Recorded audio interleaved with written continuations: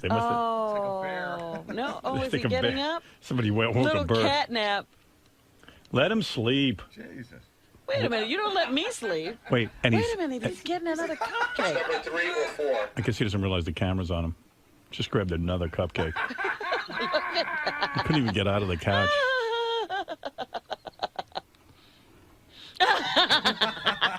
We were just watching you sleep. Oh, that was great. And then, like, without missing a beat, you wake up and grab a cupcake. Motherfucker. Dude, He's go got his sleep. priorities straight.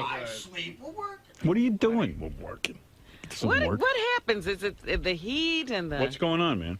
Nothing. I'm just tired. You know what happened? Coming back from vacation, I did the worst thing. As soon as I got back, I slept all day yesterday. I threw you off. Yeah, till 9 last night, and then I couldn't sleep all night. I wasn't feeling well, so I took like a half hour I took an hour nap yesterday. Yeah. That killed me. That's why I had to take the Ambien last night. That's what. Sometimes you're forced to do that sleep aid, you know. After I yelled at Bubba for taking Ambien. I went home and took Ambien. You're such a hypocrite. Hi, my name's Bob. I call in under the name Wolfie. I'm here today to get a tour of the studio. Called in a little while ago with a Artie Lang weight game. Hoping today that I get a chance to actually share my new Artie Lang weight game with Howard and the crew. It's just cool being here. I'm looking forward to meeting everybody, and should be a great experience. So this is basically every fan's dream come true right now. Definitely. I mean, you listen for years, and to actually be here and look around and see people walking through the hallways, it's very cool. I'm always curious to see the layout of things, and I'm looking forward to meeting the gang. And possibly ripping on Artie for his weight. Oh, if I get a chance to, I got a great game about Artie's weight. I think it's really going to hit home with Artie and show him maybe he should drop a couple pounds. Cool, man. Good luck in there today. Thanks, appreciate it. Hey, there's a guy here. I must have promised him that he could come in and have a tour of the studio. I must have been in a real good mood one day. Right. But now he's actually here to collect. He's a fan. His name is Bob. Looks like Jason. Oh, that is Jason. Oh, there's Bob. Hey, Bob. And refresh my memory. Why do you have a tour of the studio? Did you just call in and say, I want a tour? No, I actually called in with a what weighs more than Artie game. Oh, that guy. Yeah, You're that was a regular caller too, right? Yeah, Wolfie. It's weird Wolfie, putting the Bob face, Wolf. Yep. the face to the voice. Looks pretty normal, too. Yeah. Yeah, like you look like an upstanding kind of guy. Yeah, actually, for the most part, yeah. How old are you, dude? 31. 31. What do you do? I work for... Computers? No. I work for American Express, actually. Oh, yeah? Yeah. I got American Express. What do you do for them? I actually do account development, basically merchants that accept the American Express card as a form of payment. I go in and show them how to get more charge volume. I love American Express, but I got to tell you, sometimes some places don't want to carry it. Right. And it pisses me off because they want Visa. I don't have Visa. Right. I mean, I have it somewhere, but I don't even know where I put it. Basically what I do is help show merchants how we deliver 4 times as much per average ticket as... You're right, because it's true. If you got American Express, I'll buy something. Without a doubt. Man. Hey, can I ask Bob a question? Sure. Just as I'm sitting here watching you. You're a straight dude? Yeah. What do you mean? What, I don't know. I just got a weird... You're crazy. No, Dude, he looks like he's married. Howard, I heard something in his voice, and so I'm just asking. Doesn't hurt to ask. He looks like Beth's brother. Yeah. He does look like a big, strong dude.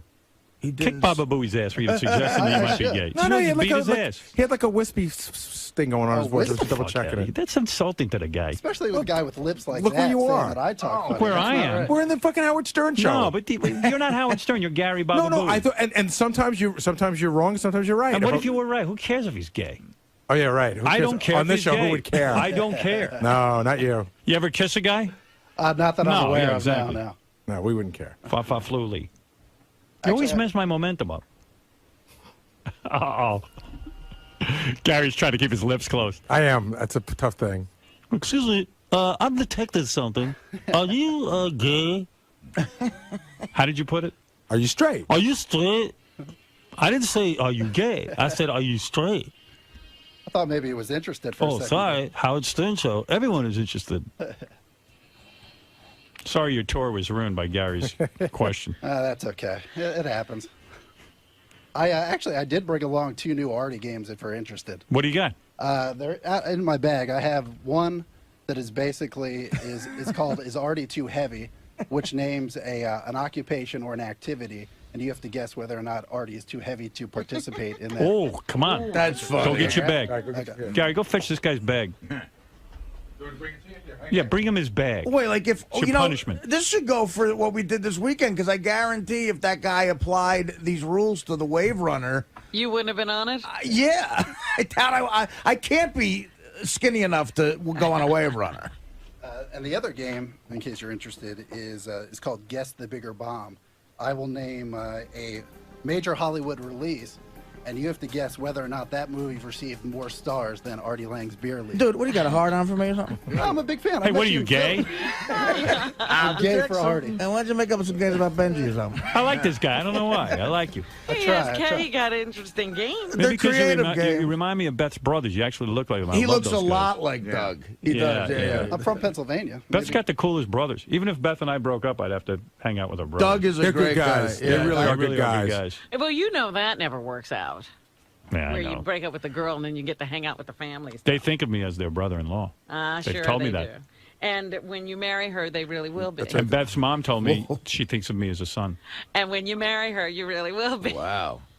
Robin, That scares the shit out of me. Yeah. I'm like, don't think of me like that, please. I would think it would scare the shit out of you. It's all too close for me. Howard, are you going to wait till your contract's over to get married, or are you going to do that while you're still in the air? If I was going to get married, I'd do it while I was on the air to increase subscription levels. Why not? Yeah, Why we not? get a lot of publicity Yeah. out of that. I would do it for the show. Whatever happened to the emphatic no fucking way? There is no. It's emphatic gone, man. no Sometimes fucking it way. changes, but you want to know something? I'm really not. I mean, seriously, I'm discussing it with Robin, not with Beth. With Robin. Yeah, right now And- we're discussing And it. that article in the paper doesn't help things because but I do love Beth very much. And if Nope. it becomes important to us, then I would consider it. But I'm telling you, there was a time, and probably it's not That your is fault. true. It where wasn't even a I consideration. think like you yeah. Right. called me retarded and told me to shut up for even bringing the It idea is up. retarded. Getting married is retarded. No, not the idea of getting married. You told me I was retarded to even think that you would consider it. That's right. You are. The marriage thing is not such a big deal.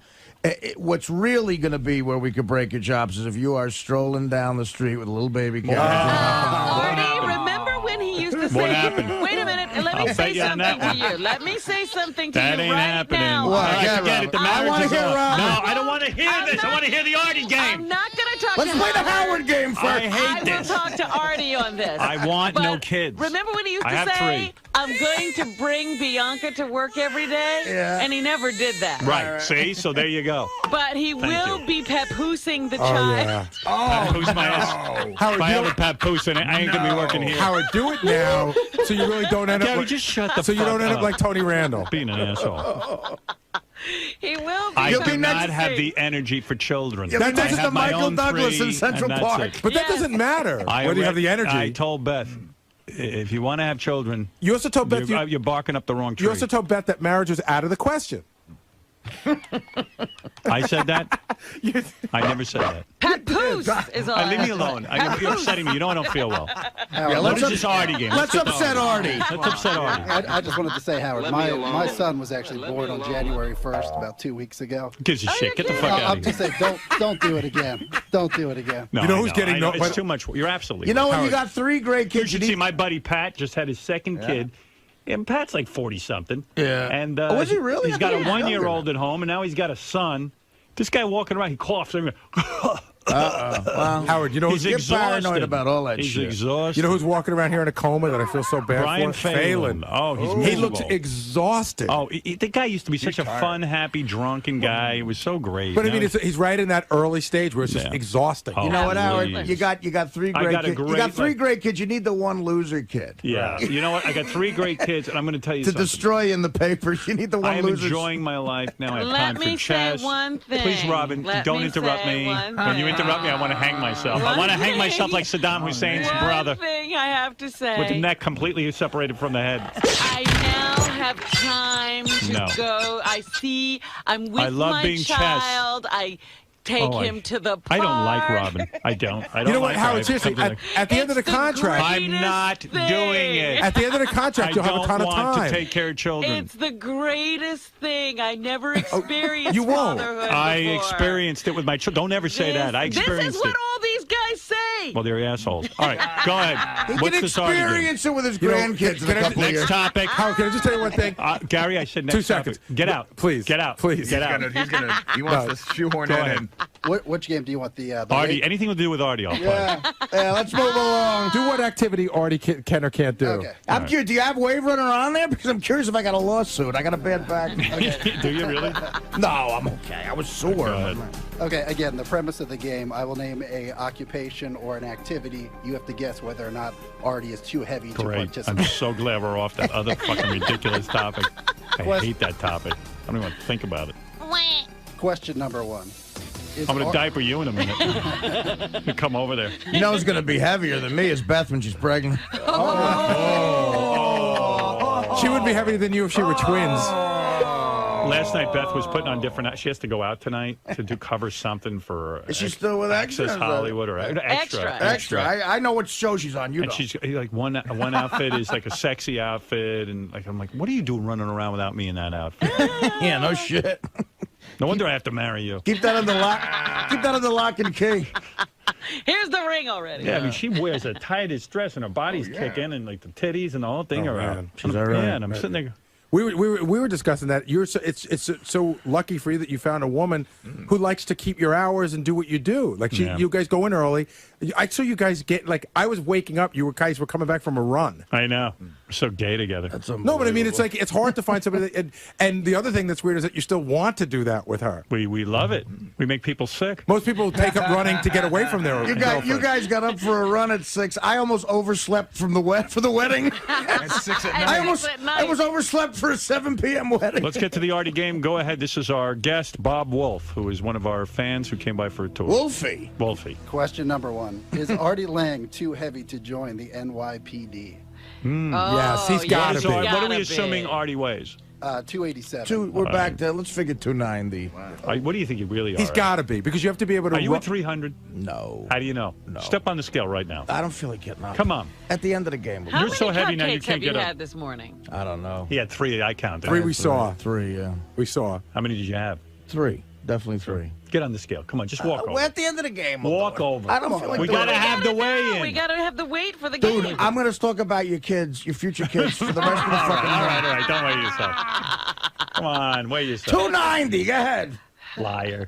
You're Yeah, 300. let's hear the game. I know you he's haven't 300. reached 290. First of all, it's only I'm too heavy to join the fucking force. This cop's fatter than me walking a beat right now. Well, He's right, but Yeah, you- but we're talking about joining. Artie, I think you're 300.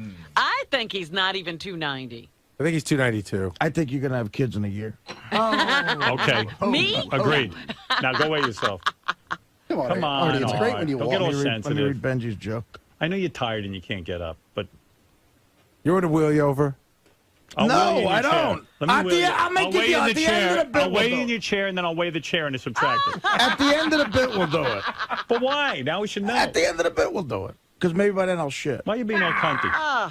Cunty. You're being cunty. I'm not. Come God, on. we bring up one You can't get subject out of your chair. that annoys you. It's over in 30 seconds. 30 seconds. You guys harped on it. The audience was bored. I did a survey. Oh, the audience was not bored. They hated that The discussion. point is, we will revisit this over. Oh, yeah. and over Yeah, that's again. right. You're waiting. I know that he'll be papoosing before the contract is The out. audience was loving it. Audience was bored. I know they were. Papoosing before the contract is out. Artie's gonna. I'm telling you, it's over 300 right now. Look at that belly. He took his shoes off. I love him in this. He loves this turtleneck. Wears the same shirt every day in those pants. It's like a stretch pants. He doesn't want headphones. All right, let's see. weighing Two. him down. Whoa! A new high. What is it? 296. Whoa, Artie! Because I left my turtleneck on. Artie. 296. bro. 294. We're 4 pounds away. Whoa. Nice. God. Look at Bob Wolf laugh. 296. Are those pajama bottoms? Yes. You can't wear pants. 296. Go get the faggot computer job for Wolfie.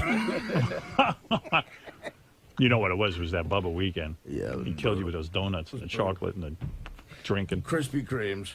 Artie, I'm available for lunch at Del Frisco's if you want to take me. 296. Wow. What do you think of that, Gary? I knew he was almost 300. You know, it's funny because Artie You came. said I'm 300. But it's so weird. I did. Artie came back from vacation. What is this? He Today, had 16? lost some weight, He was down to right? 283 I again. know. Well, this is a 4-pound swing now. I never- By tonight, you could be 300. 283 was August vacation. No, you came back from Christmas vacation. You'd gone down a little bit. I think Artie wants to hit 300 and then go on the diet. Right. You think that's Yeah. the target? That's what I do have that morbid curiosity. That's why I took too much heroin. I'm like, what does that feel like? So I could tell people, but now I could tell people what it feels like to be 300 pounds. Right? Yeah, You're there. absolutely. No one would give me I shit. mean, you took your shoes off, so yeah. At Gain this- the 4 more pounds and then let's go. No, at this point we're splitting hairs. Howard? Yeah? Yes. I kid you not, autopsy report when Chris Farley died, documented weight 296. Really? Wow. Where'd you get that from the intranet? Wikipedia. Elvis was 349. Elvis was 349. How much was Elvis? 349. How do you know all these fat statistics? That was the other game that I did. I did Mama All Cass right. Elliott. Could Artie be on the police? Now we can play the game. At 296, could Artie join the police department? I say no. No. No way. Probably not. No. Final answer? Yeah. You are correct. Right. What's the actually, cutoff? No, there's actually he could join the police academy. I apologize. There's no actual weight restriction, but he would have to pass a obstacle course. So weight Well, doesn't he matter. passes obstacle courses every day. He jumps over the counter. Oh to wait, get the food. actually, well, you know why he's right is because a guy could be 6'7" and you know. That's true. Right. Yeah, That's right. it's Right. probably a height and weight requirement. But he could pass it. He's a good athlete. He No, could but the pass that. obstacle course is gonna get rid He's of it. not going over They got a that wall. wall. I ain't with making the no boy. obstacle course now. Artie, Right, I'm come on. gonna ask a cop to give you an obstacle course. He can't climb a rope. What are you talking about? Sure he can. when my God. when I'm thinner, I can do it. But You don't think now you could climb a rope now? that obstacle course is to get out people like me, and so the 6'7" guys make it. All right. What else? But you I'm got? telling you, you see some cops walking the beat, man. They ain't catching nobody carrying a TV set. Yeah. You'd have to do they call it the barrier surmount. From a kneeling, weapon-ready position, the candidate sprints 50 feet to surmount a 6-foot barrier. He could do that. 6 Then they feet? have to go from that barrier to a 6-stair climb system, and they have to complete 3 over and back traverses. Let's put him through the obstacle course. They should take him out there from Howard TV, see if he can do it. Howard TV is going to set up an obstacle course. for Artie next die week. weekend. We're gonna have. We're going to put a cupcake at the end of the course. He'll make it. He'll get there. One of those big ones with the chocolate chips. You setting up a You know, what? you know what? I'm gonna actually try to get. I'll try to get in touch with the police department and see if they can put First him in of the all, actual none training of thing. you could do it. I could do it. I don't know You're about the that. athlete here. Artie, would you do it if I set it up at the This actual isn't police, athletic stuff. This is gay shit. Like, Artie. I can run. actual police academy obstacle course? Would you do it if we could arrange it? No, Of course he'll do it. He could kick ass on it. He'll do it. He's, you know why? 'Cause I think he can could do it. I know Just he to can. shut us up, Artie. Yeah. No. All right, we'll work on it. I Get can't it wait. I ready. can't wait to take whatever Fox sitcom they offer me. Even the shittiest one. I'll take He the was actually going to look for a good script. shittiest one. Now he doesn't care what the script Whatever says. show doesn't make me do an obstacle. Now you do a show with Tempest Bledsoe? Tell me some other stuff. Seacrest down, Artie Lang in. I'll fuck Tempest. Question number 2. Is Artie Lang too heavy to be classified as an Olympic heavyweight boxer? No. Because again, it's like Artie said with the height. Oh, but didn't they go up to that super Right. heavyweight There's a thing? super heavyweight. So heavyweight Wait is a minute. probably like 240 to 280. I'm going to say Artie's too heavy. All right, what's the answer? You're correct, Gary. Artie is too heavy. Give me one more. I'm not digging this game What's so super much. heavyweight? That's above a heavyweight. They actually have that. Huh? Yeah. Yeah, Give me one more. I'm not digging the game. Okay, sorry. Final one. Is Artie Lang too heavy to ride Space Mountain? Oh, There's a wow. weight Well, that's a limit good on one. Space I have to be because kids are involved. I might roll on a kid. I'm going to say no. I think he can ride. I saw Space some Mountain. fat people at Disney, Howard. Yeah, everyone at Yeah. Disney's fat. You know what? Not If he too says bad. no fat guys, he's got no business. Right. Go ahead. Final answer. Yes, Artie is too heavy to ride Space What's the Mountain. limit? Well, I actually got You're an telling me if we sent Artie to Disneyland, He can't get on the ride? they would reject him from the ride? I That's actually- a funny piece of tape. I sent an email They to. weigh you. That's embarrassing. How would they know what he weighs? Yeah, who's weighing people hold over on, there? hold on. Especially in front of kids. Daddy's too fat. Let's hear what Bob's got to say. I have the facts here. I sent an email to Walt Disney World and mentioned that I'm 5'10" and I weigh 287 pounds. Would it be okay if I ride Space Mountain? The response from Walt Disney World Online Communications, the lap bar on Space Mountain creates a very confined space which would prevent this particular guest from being able to ride. Wow. Wow. You can't get on Space Mountain. because See how it- he physically can't get in the thing. It's You'd be worse banned. now. It's worse now. Instead of saying you can't get on the ride, you'd get on the ride, but the bar wouldn't go down. Right. Over his belly. That's For the safety ultimate reasons. embarrassment. They let you on, and then the fucking bar. Right. That's how All they right, one tell more. you. Okay. Give me a good one. That was pretty good that you researched it and actually wrote to Disney World. They wrote him back. How much time do you have on your hands? You know. Okay. Final one. Is Artie Lang too heavy to join the army? No. They take anybody. I say yes. No. No, At yes. this But again, the height No. thing, No. it's got to be, you know. 5'10", 280. No, They'll I'd say whittle yes. him down in basic training. I say yes. They take anybody. Final answer. Go ahead. Artie is too heavy. I to knew it. join the army. Really? Of course. What's Yes. the limit They there? take you out for flat feet. They're going to take you out for having a But buttock like what Artie. if a 6'8" guy who's in amazing shape goes? Yeah. I Five They got may you. not take him either. He I might got be you, too Artie. tall. At a height of 5'10" and a weight Oh, the height. of 287, Artie would have to be under over 173 to. Sorry about that. Hey, Come on, Wolfie, Wolfie. come on. You're Sorry. bombing. Yeah, I know. I just missed it. Okay, at 5'10", he would have to weigh a maximum of 187. The other caveat, he would have to do 97 push-ups, and I don't. No, I ain't doing that. I wonder how many push-ups I could actually do. Well, get out here. We'll count. Should I try it? Yeah, but you don't hurt yourself. You know you could have a heart attack. He's not going to have a heart attack. Oh, yeah, he can barely walk. Once he gets down, you're going to have to help him up. Dude, you're going to kill yourself. What are you doing? Artie. I mean, I've done push-ups before in my life. This might kill him. At this point. Is he going to be really strict with his push-ups? Yeah. All right, you ready? Go. 1, 2, 3, 4, 5, 6, 7. He's going to be so sore. 8, 9, 10. You're going to be sore. 11, 12. See, he's strong. 13, 14, 15, 16. You okay, pal? 17, Yeah. 18, 19, 20, 21. Don't kill yourself. 22. We need I'm you. going to stop at 22. All right, good, good. But he had Before another I- one in him, I bet. Oh, God. I Bro, used to, that was pretty good. 22. you know what, though? And they were I used to be able perfect. to do like 100 fucking push-ups. You're a little chubby. It's so fucking depressing. Oh, you okay? Yeah, I'm all right. Wait, help him back to his. Get him a more wheelchair. depressed. He's exhausted. Get him Richard's wheelchair. I'm worried about you. I haven't done push-ups. You know what, man? You got to join a gym. What are you doing yourself over there? Get the oxygen for Artie, If people please. weren't so uptight about heroin, I'd still be thin. Oh, please. Yeah, if the whole world didn't come down on him, Hey, I got to go to Sit the down. Army training program. sit down. You're exhausted. Like John Candy and Stripes. Yeah, there you go. I do worry about him. You're clearly all broken up about it. Look, I am. You didn't see him trying to get out of Scott's car, but the description of how he can't get into and out of the car and he can't get the seatbelt fast. You know what helped me there, too, is my gut hit Gary's It fist. did. It really helped. All right, that's okay. All right, listen, Bob, I got to move along. Sure. Bob Wolf, everyone. Appreciate it. Thank you. So, Bob, Yes, sir. your game went over well in there. Thank you. Thank you. I love Artie. I'm a huge fan. So, what was it like getting to hang in there and actually play the game and make fun of his weight for a while? Well, from a fan's perspective, it's very interesting to actually be in there and see Fred working, see the layout of everything. When you're watching it on Howard TV or on the radio, you don't really get that angle on things. So I think that was kind of the real thrill of it. But yeah, I just like joking around with Artie. I hope he doesn't really take offense to it. He's just a fun guy to mess with. Well, that's what I was going to ask you. Now that his weight has really, sort of hit astronomical proportions, do you feel like you were piling on him a little bit, sort of like the rest of the cast does? Only if he dies, then I'll feel bad. Other than that, I think it's all in good humor. So if he doesn't pull a Farley or a Belushi anytime soon, it'll be okay? Right, at least I had a chance to meet him before that happened. So maybe this is like a wake-up call for him. You could be his savior. That would be great. If I can save a life, I'm all for it. All right, Bob, thanks for coming down. Thanks, man. Appreciate it.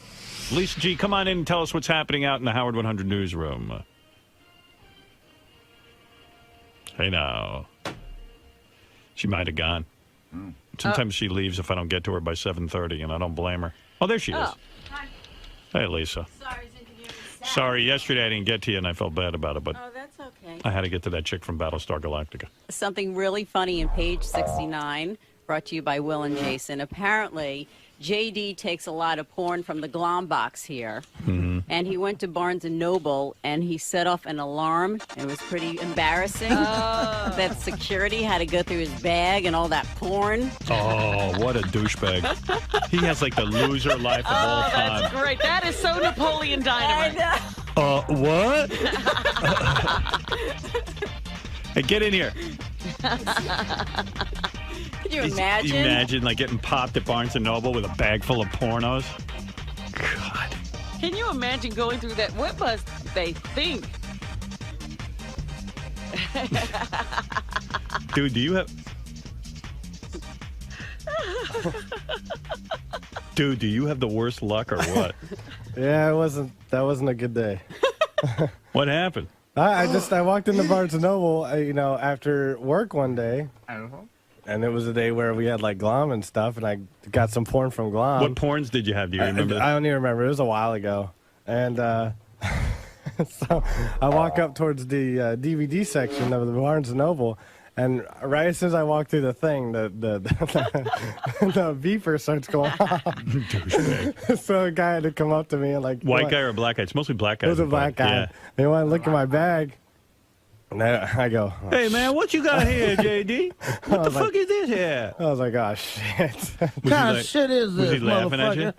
Man, you teen anal. Cum girls. I open the bag, so he can look in, and he sees all these porns, and he goes, whoa. Whoa, somebody got himself a real horny ass. Yeah, what horrible luck you have. First you were born, and now this. That would be the most embarrassing thing that could ever happen to me. Worse than like having to go buy rubbers or being caught masturbating. Come on, that's up there. Well, I mean, it depends on the kind of porn. If What's this here? Boy ass 3.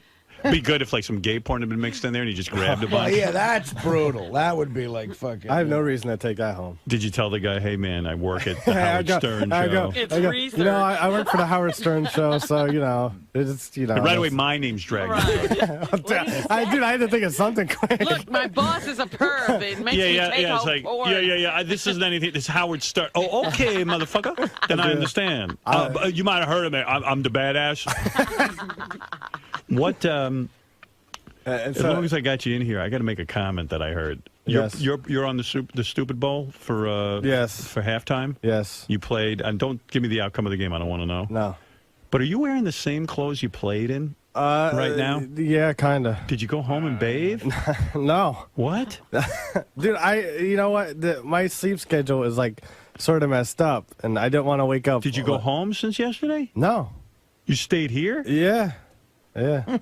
Dude, is your job that important that you can't go home? You know what? I put probably way too much into what I do. But, you watch television for me. I know, but I mean, I knew I had American Idol, and I still had shit left from yesterday. And you what? I still had stuff left from yesterday that I had to, do. So you came back here and slept here? Yeah, I slept for like a couple hours. I didn't really sleep all that much.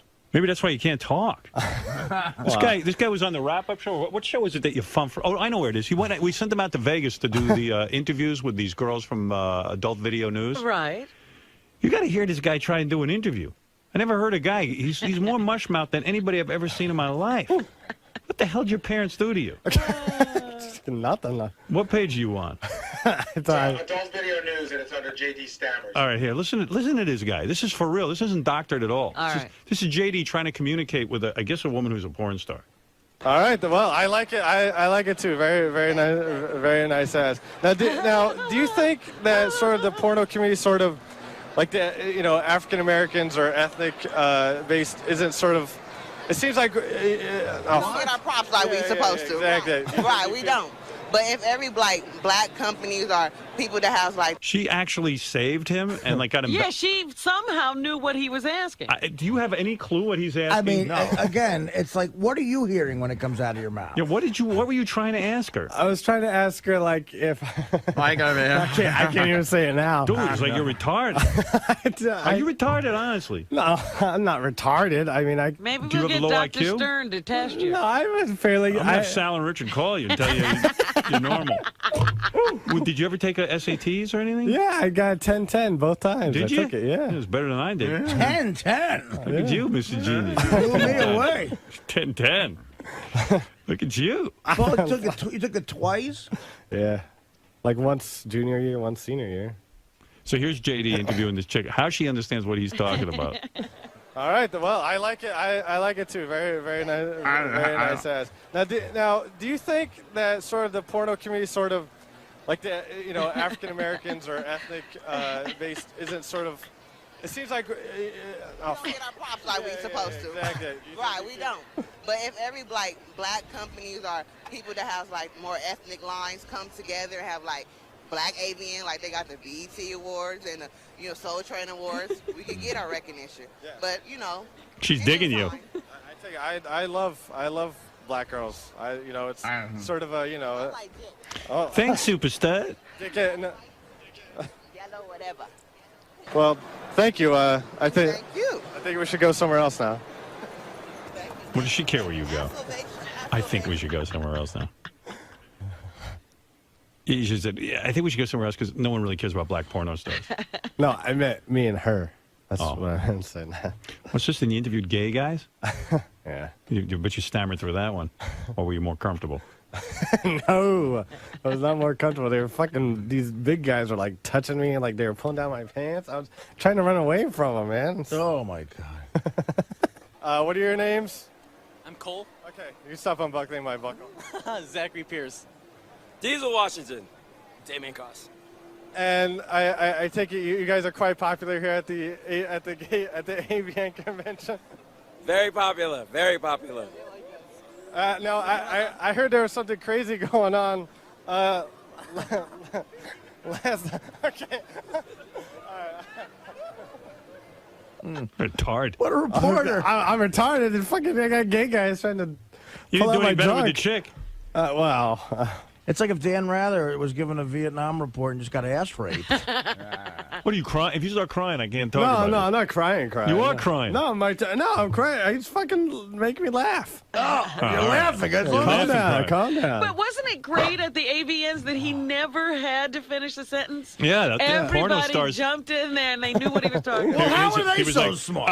Talking about black. That's right. We don't get much respect. Would that chick get hold of some genius dick or something? Gay guys talk about getting pissed on. Let me hear you that. That's part of your interview? I heard there was quite a crazy show last night involving you guys. Everybody was dancing on stage, and we we arrived, and I lay on my back on stage, and he started to piss on me and on Tober. Tober is not here, and it was crazy. Yeah, it was very funny. So you got pissed on last night by this. The stage was all covered of his piss. It drank 7 bottles of water before. I see. Is this a normal thing that you usually do? You like to piss on guys? Yeah. You're a little Ryan Seacrest. I didn't stammer through all my interviews. Yeah, with the gay guys, you're comfortable. I did some good interviews with other girls. Hey, dude. Meanwhile, you got laid this weekend. That's all that counts. You got a hot fucking girl there. What's her name again? Kimberly Kane. Yeah. All right. Thanks, JD. I forget why you're here. Why are you in here? It was something Lisa It's something said. I paid the porn at the Barnes & Noble. And the porn. Something about the porn. I don't know why you're here, but I can't believe you went in there and they busted you for porn. And what happened? Like, did they let you go? Yeah. I mean, they went over me the whole entire time. He's just fucking little pervert. And then, like, after I bought my stuff, I go through the thing again, and it didn't beep. So how many pornos did you have in your bag? I don't even remember. At least 4 or 5. Oh. That's pretty pervy. Enough to stretch my bag out. And the guy went through each one. Did he take them out in front of everyone? No, he just looked and like, Look, what do we got here? You see balls and tits on the side of the box. Cum shit is 3. Exactly. Balls and tits. This don't look like no book. There's a balls and tits on here. That's not our merchandise. Must be some of them Judas Regan books. Some of them racy books. All right, bro. All right, then. I'm sorry that happened to you. There's nothing to be sorry about. I'm throughout Barnes & Noble. Oh, yeah, okay, thank you. Right. Grab me a cupcake when you're out there. Get Artie a cupcake. Hurry up. I'm kidding. Yeah, he's low. I feel bad. I feel bad making him do anything. Yeah, he's my man, though. You are my man. I love you. Thanks, brother. Thank you. JD. Afraid to leave the room.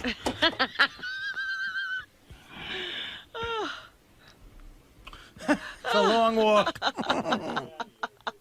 Got that hat on like a fucking.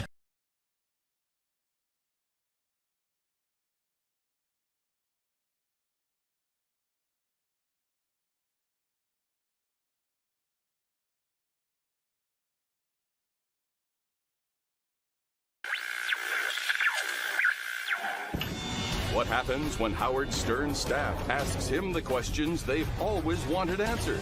It's time to Ask Howard with Rachel Fine. Here we are for another very important Ask Howard. Very important. Yes. Yes. Mike Fox on the Tapes team asks, if you had to swap lives, including bodies, with Gary, would you prefer not to have big teeth, not to have toe fungus, or something else? Well, that toe fungus really weirds me out. It's weird. Gary and I have hung out socially. He's come over, he swam in my pool, and I always look down at those feet, and there's a lot of weird stuff going on. But the teeth, every day those are out there. Can't hide them. Look, I can't be too critical. I've got a lot of flaws myself, so, you know, and women have told me they think Gary's very good looking. He's a good-looking guy. Good-looking guy. Yeah. My wife thinks so, and I don't see it. I got him beaten to the feet department, but I mean, listen, I'm no beauty, so I guess I wouldn't want his feet with the toe fungus. Next question comes from Lee Garowitz. What advice do you have for aspiring broadcasters, and what makes a good broadcaster? As a broadcaster, you must be well-rounded. You must be able to speak well. You shouldn't have grammatical errors. You should be tremendously well-rounded. I'm very weak in the sports area, as most of my fans know. I wish I could really spew out stuff. I wish I was better musically, not with my musical knowledge, but actually as a musician, so that when Fred picks up the guitar, I could play the piano or something. That would be a tremendous strength. And I think that if someone's considering broadcasting, forget about broadcasting school. Read the newspaper every day, read the New York Times, read 2 other papers, become a musician, learn a foreign language. That's another weakness of mine. I used to love, when I was a kid, I would listen to the Barry Farber radio show. He would break out into 5 different languages, including Hungarian. And I thought, what a cool thing. So sort of all of the cool things you know make you this amazing broadcaster, and I have weaknesses in my education. I should have paid way more attention in school. I have a lot of weaknesses. You gave like a couple good things and a lot of weaknesses, and you're one of the greatest broadcasters in history. No, but there's a lot of weaknesses, okay. A lot. And I'm disappointed in myself. If I had to do it all over again, I would have spent more time as a younger guy paying attention. So critical. You know? But who knows, you know? Maybe that's what makes somebody a good broadcaster, having limited resources and learning how to draw on whatever you do have. Having humanity to say, this is just who I am. I'm not playing this character. Well, my strength is telling a story and understanding editing, too. My parents were incredibly tough on me, and I hate to reward this kind of behavior, but it's true. They would just get annoyed with me if I rambled on too long. I took it very seriously. If I'd have to get them to laugh. My mother and my aunt used to sit there, and they would have me do impressions of the family, and I had to get the impression right. They didn't laugh. You know, there was very little tolerance for people who didn't understand self-editing. And I have to edit every 5 seconds on the show. If Gary brings me something, I have to make a decision. Do we go with it? Don't we go with it? Is that interesting to a large group of people? And it all goes back to sort of that education in the living room. So who knows what makes up what makes a great broadcaster great, you know? It's tough. It's a very tough discussion. Question from Will Murray. Describe your perfect day. Perfect day is I have a day off. I sleep until at least 8 o'clock, which is rare. Like, I just get a great night's sleep. And then my wife and I will either go for a walk or a run or do something together. I like spending time with her. She's fabulous. I like to have a nice lunch, take a nap, maybe even get a massage, you know. Once in a while, I like that. Go out to dinner with my wife. I like that. Maybe do some photography or something like that. That relaxes me, or either gets me crazy. Everything gets me crazy. Something like that, a really relaxing day. I don't like to go anywhere. I don't want to be anywhere in a foreign country. Just want to be home, chilling out, watch a few good movies or TV, That's it for me. They're very simple needs. That was terrific. I learned a lot about you today. Yes, it was terrific. You're absolutely right. I like that you like these. Yes.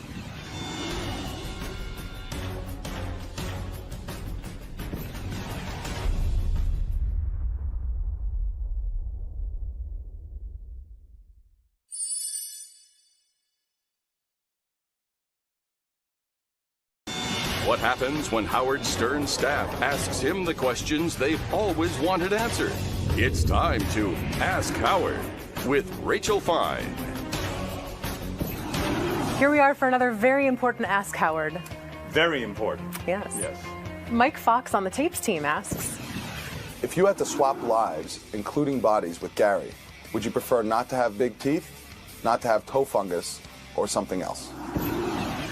Well, that toe fungus really weirds me out. It's weird. Gary and I have hung out socially. He's come over, he swam in my pool, and I always look down at those feet, and there's a lot of weird stuff going on. But the teeth, every day those are out there. Can't hide them. Look, I can't be too critical. I've got a lot of flaws myself, so, and women have told me they think Gary's very good looking. He's a good-looking guy. Good-looking guy. Yeah. My wife thinks so, and I don't see it. I got him beat in the feet department, but, listen, I'm no beauty, so I guess I wouldn't want his feet with the toe fungus. Next question comes from Lee Garowitz. What advice do you have for aspiring broadcasters, and what makes a good broadcaster? As a broadcaster, you must be well-rounded. You must be able to speak well. You shouldn't have grammatical errors. You should be tremendously well-rounded. I'm very weak in the sports area, as most of my fans know. I wish I could really spew out stuff. I wish I was better musically, not with my musical knowledge, but actually as a musician, so that when Fred picks up the guitar, I could play the piano or something. That would be a tremendous strength. And I think that if someone's considering broadcasting, forget about broadcasting school. Read the newspaper every day. Read the New York Times. Read 2 other papers. Become a musician, learn a foreign language. That's another weakness of mine. I used to love, when I was a kid, I would listen to the Barry Farber radio show. He would break out into 5 different languages, including Hungarian. And I thought, what a cool thing. So sort of all of the cool things make you this amazing broadcaster, and I have weaknesses in my education. I should have paid way more attention in school. I have a lot of weaknesses. You gave like a couple good things and a lot of weaknesses, and you're one of the greatest broadcasters in history. No, but there's a lot of weaknesses, okay. A lot. And I'm disappointed in myself. If I had to do it all over again, I would have spent more time as a younger guy paying attention.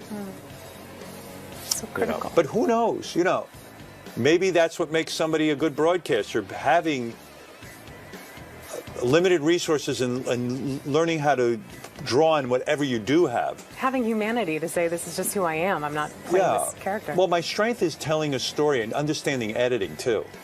My parents were incredibly tough on me, and I hate to reward this kind of behavior, but it's true. They would just get annoyed with me if I rambled on too long. I took it very seriously. If I'd have to get them to laugh. My mother and my aunt used to sit there, and they would have me do impressions of the family, and I had to get the impression right. They didn't laugh. There was very little tolerance for people who didn't understand self-editing. And I have to edit every 5 seconds on the show. If Gary brings me something, I have to make a decision. Do we go with it? Don't we go with it? Is that interesting to a large group of people? And it all goes back to sort of that education in the living room. So who knows what makes what makes a great broadcaster great? It's tough. It's a very tough discussion. Question from Will Murray. Describe your perfect day. Perfect day is I have a day off. I sleep until at least 8 o'clock, which is rare. Like I just get a great night's sleep. And then my wife and I will either go for a walk or a run or do something together. I like spending time with her. She's fabulous. I like to have a nice lunch, take a nap, maybe even get a massage, Once in a while I like that. Go out to dinner with my wife. I like that. Maybe do some photography or something like that. That relaxes me, or either gets me crazy. Everything gets me crazy. Something like that, a really relaxing day. I don't like to go anywhere. I don't want to be anywhere in a foreign country. Just want to be home, chilling out, watch a few good movies or TV. That's it for me. They're very simple needs. That was terrific. I learned a lot about you today. Yes, it was terrific. You're absolutely right. I like that you like these. Yes.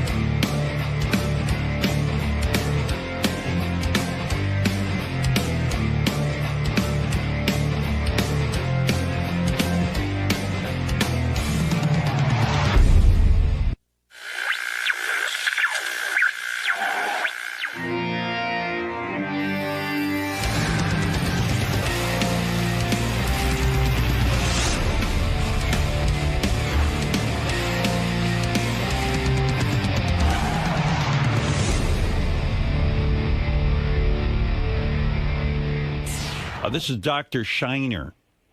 He's a plastic surgeon out of Tampa. I don't know how this all came about, but Dr. Shiner somehow ended up evaluating our faces and telling us what we need. What pictures was he given? Evidently really bad ones. Because there's a whole... I told you, the list was so long of shit we need done to us that we ran out of paper in the fax machine.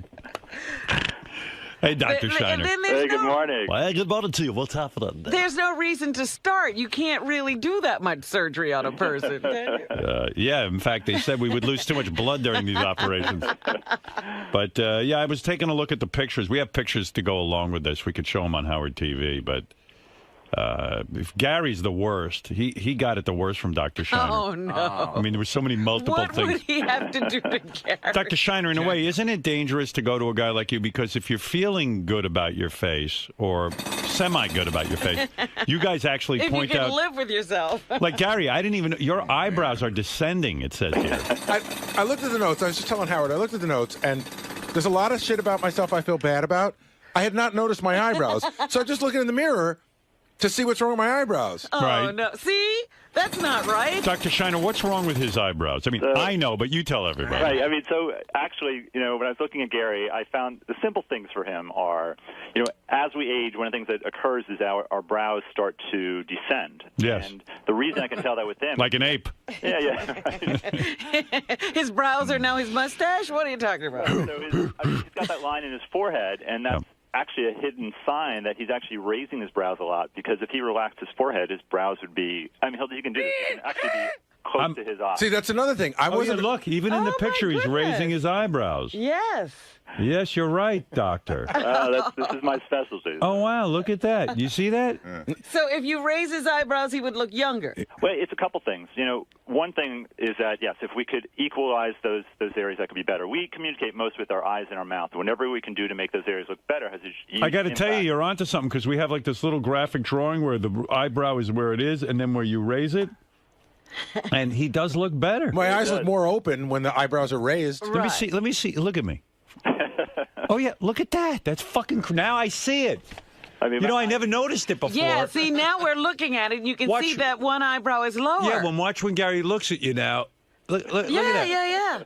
All right, so doctor, here's a question. I wish he hadn't pointed that out. Now I'm going to obsess on it. Here's a question. Yeah, The operation or whatever it takes to do this, how painful is it? Yeah. Well, let's talk about it. Some things are really simple, Gary. Like raising brows, that can be done non-surgically with something called Botox. I do Botox brow lifts all the time. Will that get rid of the line on my forehead? Yeah, and that can help with that too. Yeah. Hold on a second. You're telling me with Botox, His eyebrows will raise. his eyebrow will go back up? Yeah, I can raise. Yes, I do that all the time. But how often do I have to do that? I mean, that's like a 4 to 6 month time period, but it's not surgery. And they're surgical procedures, but that's easy. Wow. I mean, the second thing, Gary, was the pigment that you had on your face. If that could be evened out, we like a cleaner complexion. You mean he's got, what like pimples? Yeah, no, like the spots he has on his cheeks. Let me see. Come close to me. cheek I'm going to look you over. Let me see your cheeks. You're talking about on his face, not his ass. Look at that. I don't see any spots on his cheeks, Doc. In the picture, it shows up. Give me the picture. I don't see that.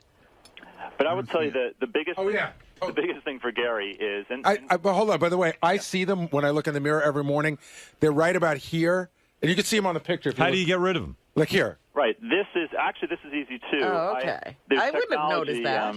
Using light, I have something called broad-based light, and I can target pigment on the face. He needs that. Yeah, and that's easy. He needs laser. Hey, please don't make me any darker. I mean, really, honestly, Gary, the biggest thing is, and we'll talk about this, and I'm going to teach you something here, is that we like to see our faces in balance, right? There's ratios that exist in the face. If you take the following, if you take the top of his the hairline and bring it down to the middle of the brow, consider that a third of the face.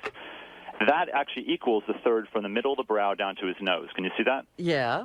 If you then take that third and try and bring it down to the jaw, do you see how it doesn't match anymore? The lower jaw is bigger than that third. Right. Yeah. All right, look, we're obviously dealing with a horrible candidate here because, I mean, how expensive is it to Botox that eyebrow up? I got to get that eyebrow of his up now. That's cheap. Not a big deal. That is not a big deal. Give me a ballpark. That's hundreds. It's not a big deal. Yeah, I think it's like $300. I want to know about the jaw. All right, what are you going to do to his jaw? Let's talk. All right, so Gary's, I would say from below his nose is the real disaster area. Right? He's got giant teeth, lips. Gary, I mean, no offense. Understood. Right. I mean, and let me tell you, Howard, what happened here, actually. Gary, this is just the way you were born, okay? You're the top part of your jaw. You don't think that was from an accident? You say he was born like that. Is that the top part of your jaw grew larger than other parts of your face. And it's actually called something called a long face syndrome. And in other words, why the long face, Gary? Me and Mr. Ed. It's also known as something called a gummy smile. Yes, he's got. Oh, it's a. How could he have a gummy smile with all those teeth? Doctor. Yes. You're so right. It distracts me every morning as he's doing the show rundown. You can see his gums? Absolutely. Where have you been? I have a gummy smile. I admit that. But how does this, I just Look, can't when imagine. I do my Gary impression, what do? I go like this. You know, that's my Gary. So insulting. I didn't mean it as an insult. If I did, I apologize. Look, Gary, you were born this way. That's right. You know what? I used to think it was an accident. I'm glad the doctor cleared it up. All right. So what would you have to technically do to fix that? Okay, this is a bigger deal, okay? But this is done. They actually go into the jaw. They take out some of the bone for the upper jaw. And they advance the lower jaw. But if you see the after photo, when you do that, it brings them back to that ratio of a third. It's a much nicer look, right? Now that's got to be. He probably can't eat for months after that. Yeah, it's a bigger deal. And I'm not saying he has to go that far, but if he wanted to, that's what could be done for him. I think he needs to do it. I'm looking at the before and after. That's a big enough deal to do it? Don't you think I missed my window? In other words, shouldn't I have done this when I was 20? Right, but I don't think you gained that much. Yeah, I didn't. I'm not seeing. No. I'm not spending $20,000 and not eating for 3 months to look an inch better. You still look like Gary. Yeah, that's the problem. At the end of the day, he still looks like Gary. But I'm telling you, all jokes aside, I would consider the Botox. You would? Yeah. Why? Because who gives a shit? We're dudes. It's inexpensive, and the eyebrow thing I never noticed your brow. Yeah, no, I know, but it looked better, didn't it? You know what's weird? The doctor's talking about symmetry. Like there's one side of your face where your eye is almost closed. Yeah. On the other side, your eye's open. I will tell you that I did some photos, like press photos, and I got rid of 3/4 of them for that exact reason. For some reason, my eye is closed in the picture. Right, and you know what happens, Gary? I'll tell you actually is that here's the thing: your brow, as I said, is sort of low normally. It's hidden, but it's low. When you raise your brows all the time, that's great. You try and smile and keep your forehead raised. No, it doesn't work. I mean, when you smile, your whole face relaxes, so that hidden brow droop becomes more apparent when you smile. Now, doctor, you also say that Gary's particular problem was identified in early man. that Gary might actually Gary's sixth toe and lowered eyebrow indicates something. All right, so that's that. Let's go through the Benji. I looked at your now. I see we give him a hair transplant. Benji, you do look better with hair. I got to say. I mean, here's Howard. Let's talk about it again. Remember thirds we're talking about. Now his is in the reverse. Go from the bottom of his chin up to the base of the nose. That's a third. Yeah. Go from the bottom of the nose up to the middle of the brow. That's a third. Go up from there, and it's much larger, right? Right. So if we could lower the hairline and give him make that a third, that helps. That did help. Come on. That does help. That hair doesn't help. You got to get good hair. Well, that's all he's got. But the balance makes better. And then the other thing I recommend for his chin, liposuction along the chin, and then the same broad-based light to clear out the pinkness on his face. Have you ever seen a guy with a blotchier complexion? Look at him. Go back to the before picture. Whoa! What? Look at around his nostrils. You got the deep red thing, like it looks like a forest of red. There are conditions like rosacea that can cause that, and anyway, it's treatable. What is that? Is he nervous? He sweats a lot. Yeah. All right, so that's what you do for. Well, listen. See, again, he still looked like Benji. I think he looks like a better version of him, actually. I think he looks like his younger brother, right? Right. Yeah, I like that. Yeah, he'd be the handsome brother. Yeah, he'd be the brother, but doesn't look too bad. By the way, all these pictures are up on howardstern.com. If you go there, you'll see what Dr. Shiner's going to do to Benji, what he's going to do to Gary. Fred, does Fred need a lot of work? He's so handsome. All I can think about is giving him anal. Fred is our silver fox. He's a silver fox to me. My kid's got to go to college. I'm not buying any of this, Doc. Let's see. It says here Fred needs he has heavy eyelids and drooping eyebrow. He does. There's nothing I can do about that. Let me see. Yes, they can. I've always had those eyes. I'm born with that shit. Well, let the doctor talk. Maybe I can. Yeah, that actually, Gary. I mean, Fred, that could be helped. That is as easy as a Botox thing, or there are surgeries that can be done to help him more permanently. Yeah. The lower eyelid there is. I mean, these are normal. Listen, these are normal changes we all face. I'm not saying this is anything. I mean, a lot of your. Fred looks very old. Yes. Loss of facial volume. Chicken. Oh yes, I look very young, Fred. Yeah, I'm just lucky that way. Now you say facial fillers to reduce aging process. Yeah, one of the things that as we age, we lose facial volume, and there's actually papers looking at this. It happens asymmetrically. We can gain volume in certain areas and lose volume in other areas. If we can restore the volume around the mouth area, as I said, that's one of the critical areas that we communicate with. I think it's really powerful for Fred, and the way it turns that image. I mean, I think it looks like a much better version of himself. Well, like Liberace and Boober, I might just send him in for a little work so he can look a little more like me. Let's see, John Hine. Okay, what about Robin? What are we going to do for her? Yeah, what can you do? Let's get down to Robin. I mean, Robin's beautiful, so we don't have to do anything really. But exactly. Sure. Now let's talk. All right, now let's get down to it. If you want to make, I mean, Robin, you are beautiful. If you want to make you more stunning, okay. In other words, she's at 10. You can make her at 12. I'm just saying. Yeah. Yeah, go ahead. There's some. I mean, same thing. It's volume issues, and it's the area of the jawline. So if we could add volume back to the area around the mouth and do something to straighten to do with the jawline, that'd be liposuction. I think you're beautiful, Robin. Just makes you even better. No, I'm all for making Robin better. That's absolutely true. I mean, Robin, you'd be at 12. Could you imagine what your life would be? Me too. Well, it says here Howard needs nothing. He's so handsome. Beautiful. Beautiful. Thank you, Fred. Let's see. Loss of facial volume. Like Fred, you need to fill in all those heavy. I have those huge lines. I know. You always talk Howard, about them, but I don't. mean, honestly, it's a real loss of volume. Howard, for you, what I was saying, really, the eye and the mouth. So the eye area, I was saying, if you could, it would be surgery, okay? But if you could do surgery for the eyelids, I do that stuff with lasers. The eyelids? Mm-hmm, the upper eyelids. And then if we could add volume back to the lower face, there's actually a product. This isn't surgery, mind you. There's a product called Sculptra. And what it is a product we use as a facial filler. It takes a while to work, but once it's set up, it lasts years. You would be a great candidate for that, Howard, because if you could add volume to that area, you look at your after, it really, I mean, you look like you, but it's just... I look like gorgeous. You look like a softer you. A better me. Now, Doc, is any of this stuff... When I hear women are injecting rat poison into their face, and you know, that's basically what I don't get. Like, I'm not doing anything. I mean, what's the difference at this point? I'm a mess. You know what I mean? But... You know, it's just personal. If something you want to do, I'm just saying there are options for people if they want to do these things. You're saying you get rid of all that shit on my face like that in the after picture? Is that accurate? Yeah, I mean, really the volume. Yeah, if you had the volume is the most powerful thing for you. Volume. In other words, what do you stick in my face to give me volume? There's a product called Sculptra, and what it is there's a suture material that we use in surgery that makes collagen, and they take advantage of this, and they make it into little tiny bits. They put it in the face, and then the body will build its own collagen around these products. Really? Yeah. How long does that take? It takes about an hour to do. What happens, actually, I have newscasters who I do this for in my area on the evening news, and I like this because you look better gradually. What happens is you get the result. It goes down. You get a view of what it looks like. It goes down in about 2 days because the water resorbs, and then the particles that are left over about 8 weeks, the body responds to and builds collagen all over the place. Wow. And so each week you get better and look better and better and better. Imagine how gorgeous I'd be. I'm a 10. And then when does it start to go bad again? Oh, so it's yeah. like You know what it's like? It's like Charlie. Like he was retarded, and then in the book Flowers for Algernon, he becomes a genius, and then he slowly starts becoming retarded again.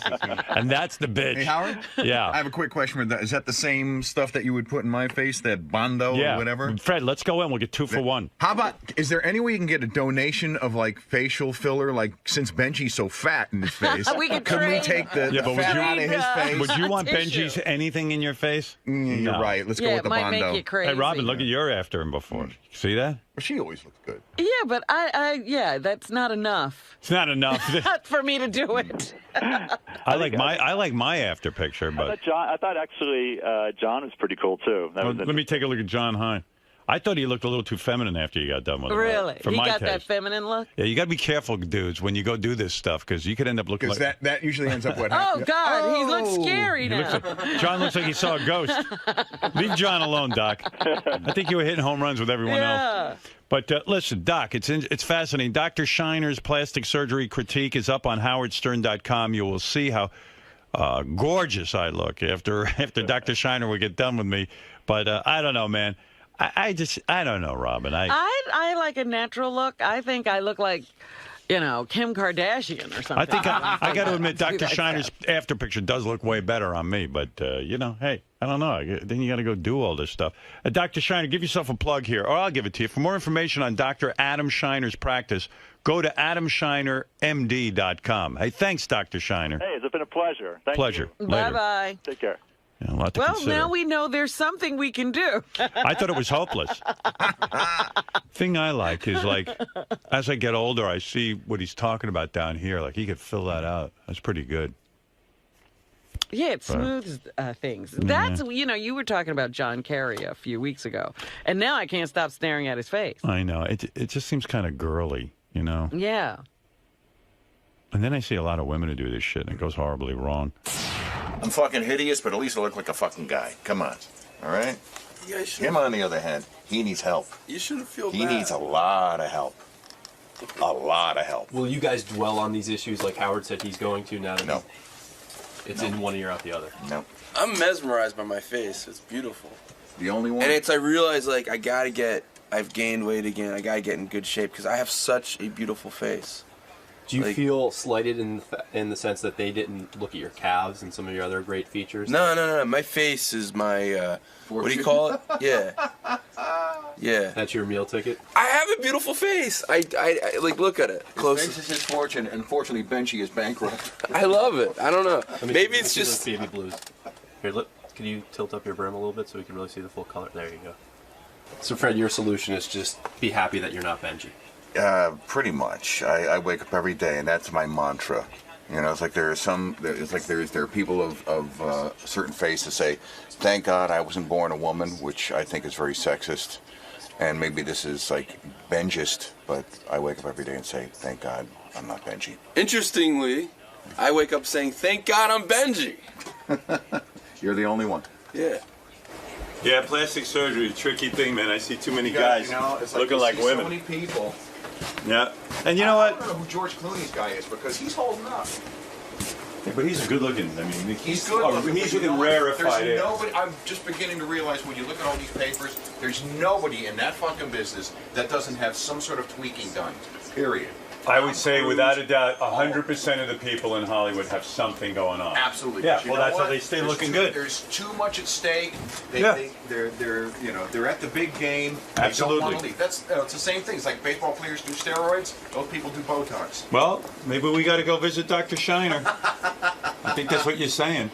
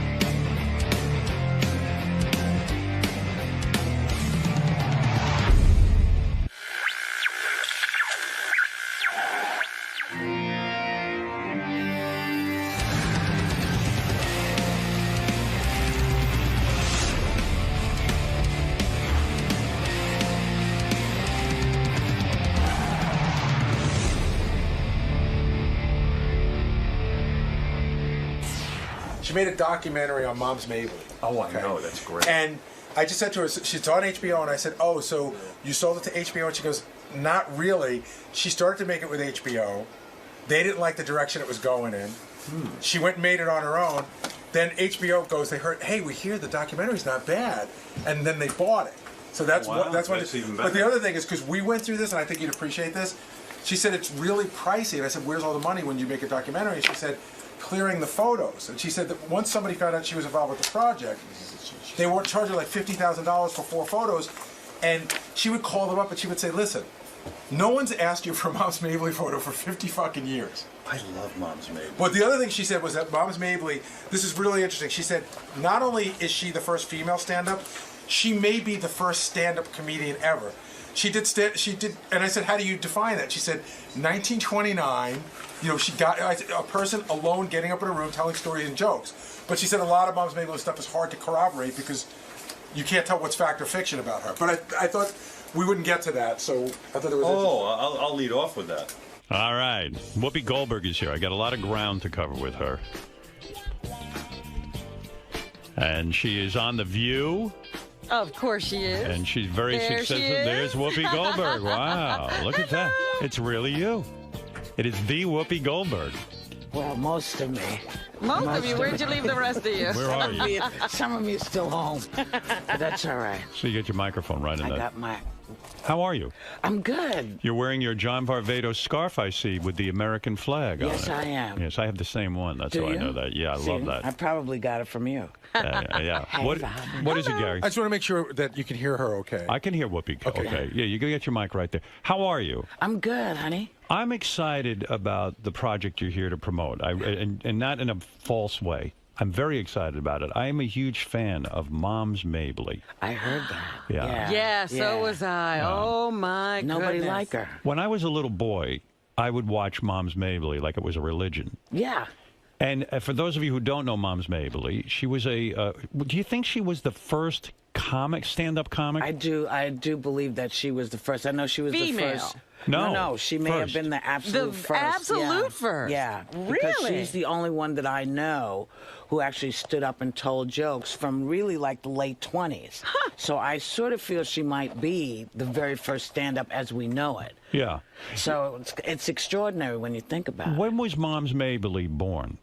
Late 1800s. Why did you become so obsessed with Moms Mabley to the point that you wanted to make a project out of it? Because I used to do her before anybody gave a shit who I was. I think she was such a brilliant comic because she's a lot of times when she would tell a joke, I didn't even understand what she was saying. And that almost was the beauty of it. Yeah. And I know like Bill Cosby gets really upset with black comedians when they speak in sort of a street dialect.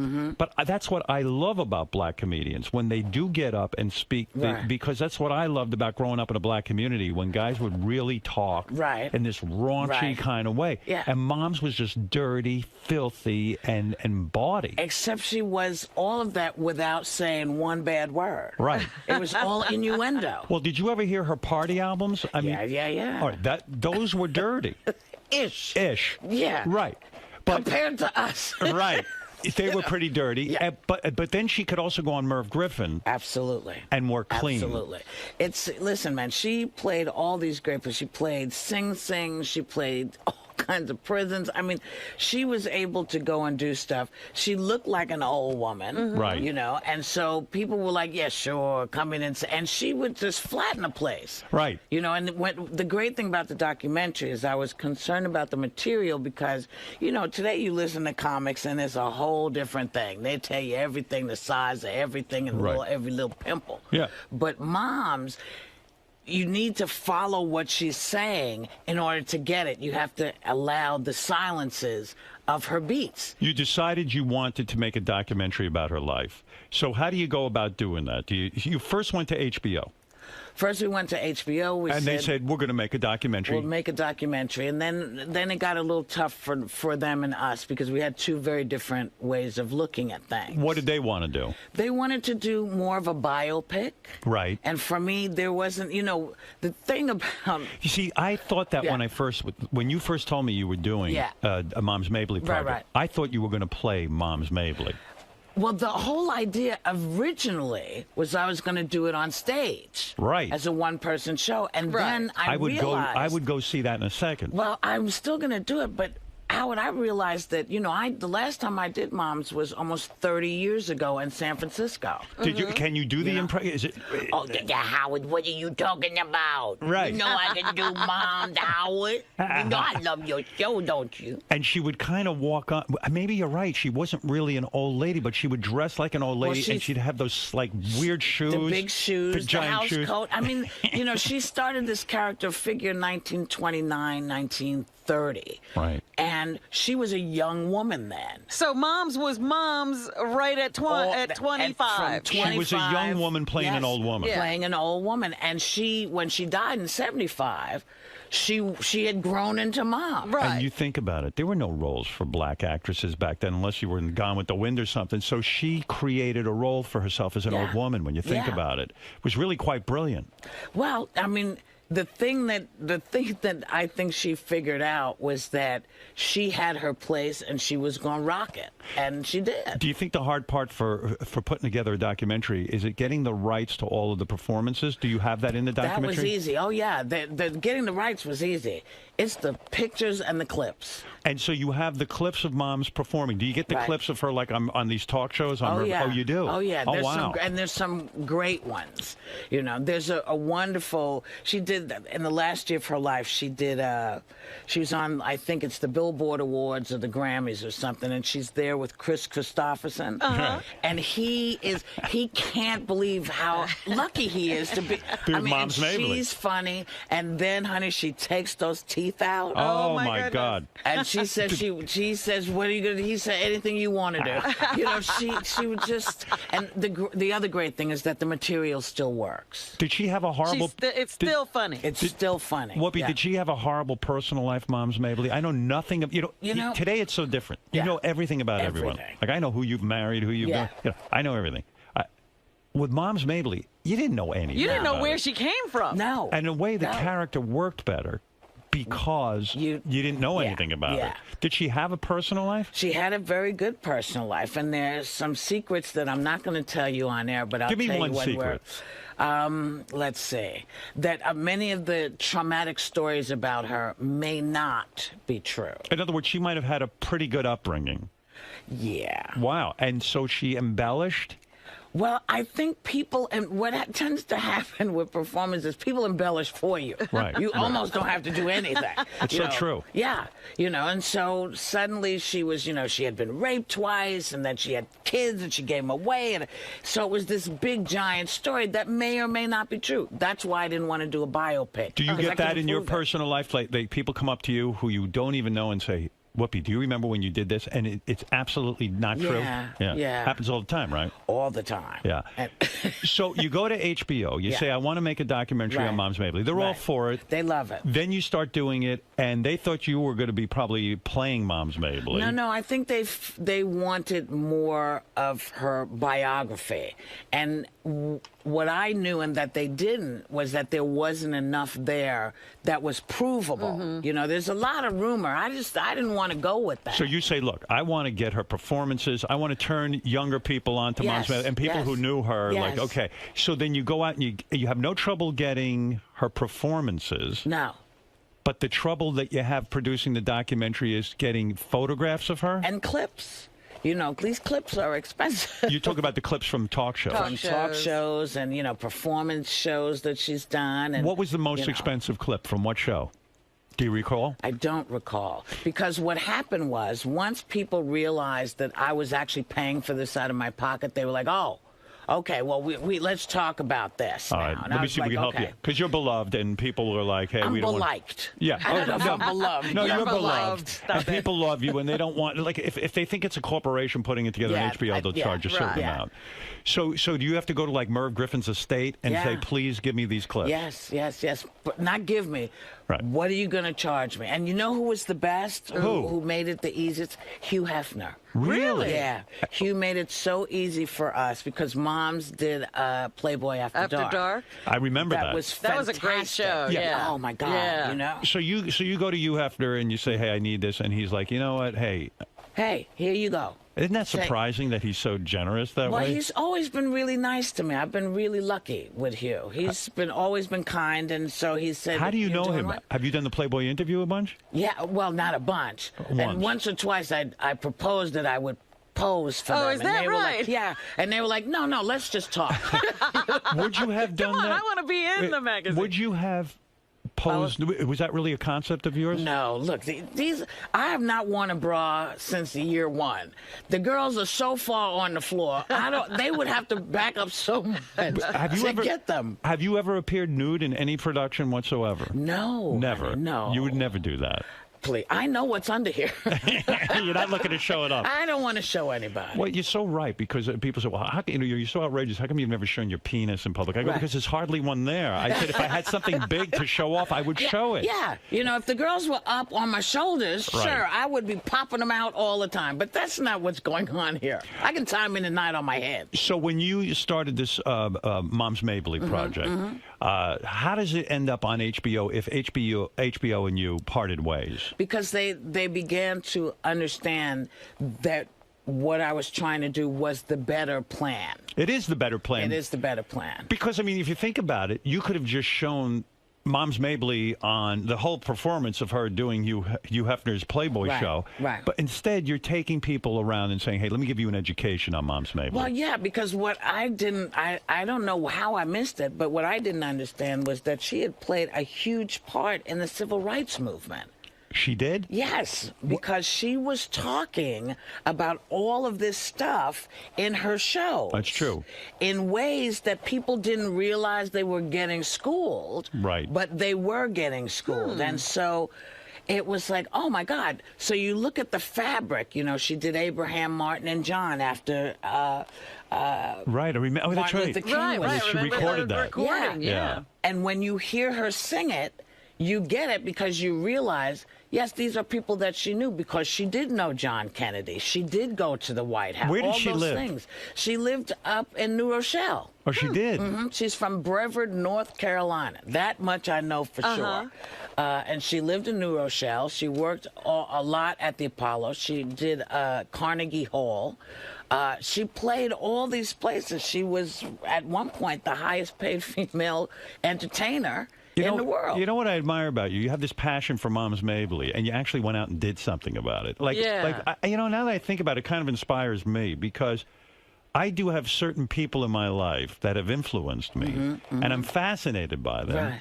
And yet, it never occurred to me to say, hey, that's a passion of mine. Why wouldn't I try to turn people on in some sort of documentary or something like that? Well, I'm sure Howard, in a way, part of it is because you're in your head saying, well, a lot of people will take care of this because a lot of people know who this is. Right. The reason this came about is because what I discovered was, A, nobody knew who Moms was anymore, and nobody knows who any of these comics are. Mantan, Marlin, the folks we grew up knowing who about. were on the party records. Yeah, and then you got a guy like Red Fox, who was known from Sanford and Son, but I knew him from his party records, and that's what was really a turn on to me. I mean, and the fact that, we had to do stuff socially. Like, we had to hide. When the parents went out, you waited for them to and you listened to party records. And you listened to party records. Absolutely. And so did they. They got together and had a social evening listening to records. Yeah, it's crazy, right? But that doesn't happen anymore. No. With Moms Mabley, though, she was so powerful. And now that you're bringing her up, I'm thinking what her life must have been. Here's this talented woman, great comic, but she's definitely, she was born in the wrong time period because, first of all, who would even imagine that she could even get a career on stage? Well, because as a black woman. We had the Chitlin Circuit. Right. Which was where all the black folks went to perform because they weren't allowed to perform in a lot of the clubs in the rest of the country. So there was a whole area, where black people went and saw performers that they understood and they knew. And it worked for them because, Mantan Moreland came from there, Peg Leg Bates came from there, a lot of the folks that most people don't know about. That was the performance space, and that's how they got to be better known. And Tyler Perry reawakened that circuit because no one was making anything for that group. Yeah, what's weird too is that it occurs to me. Everyone's always asking me, "Who do you think the funniest comics are?" and stuff, and I never mention Mom's Mabley. None of us do, and I should. Like she made me laugh till I almost threw up. Yeah. Like, I mean, I don't laugh that hard at anybody, and Mom's Mabley she was could do that. appointment television. When you heard that right. Mom's Mabley was going to be on a show, you sat there. Yeah, I mean, did anyone ever put her in a movie or anything? Oh yeah, she's in 2 films. Mad World, maybe? No. I wish. Wouldn't that have been great?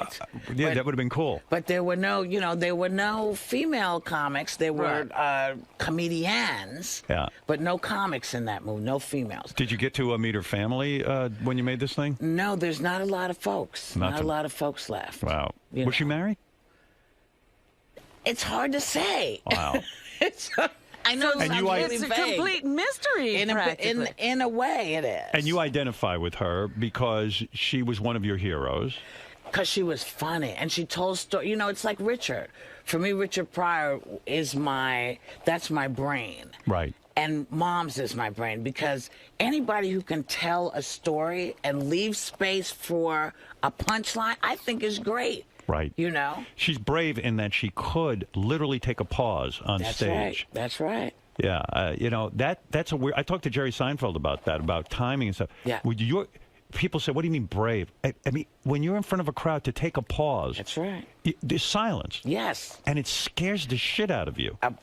Because we're so used to filling every second of every moment of every day. I mean, my God, we can't even go to the bathroom without the telephone. I remember when I first saw you, it was like that, the one-woman show. When I see that, you took a lot of pauses like Mom's Mabley did. And I always thought when you got involved with Billy Crystal and Robin Williams, when you guys started to do comic relief and you would appear together, right? I feel those guys were not in your rhythm.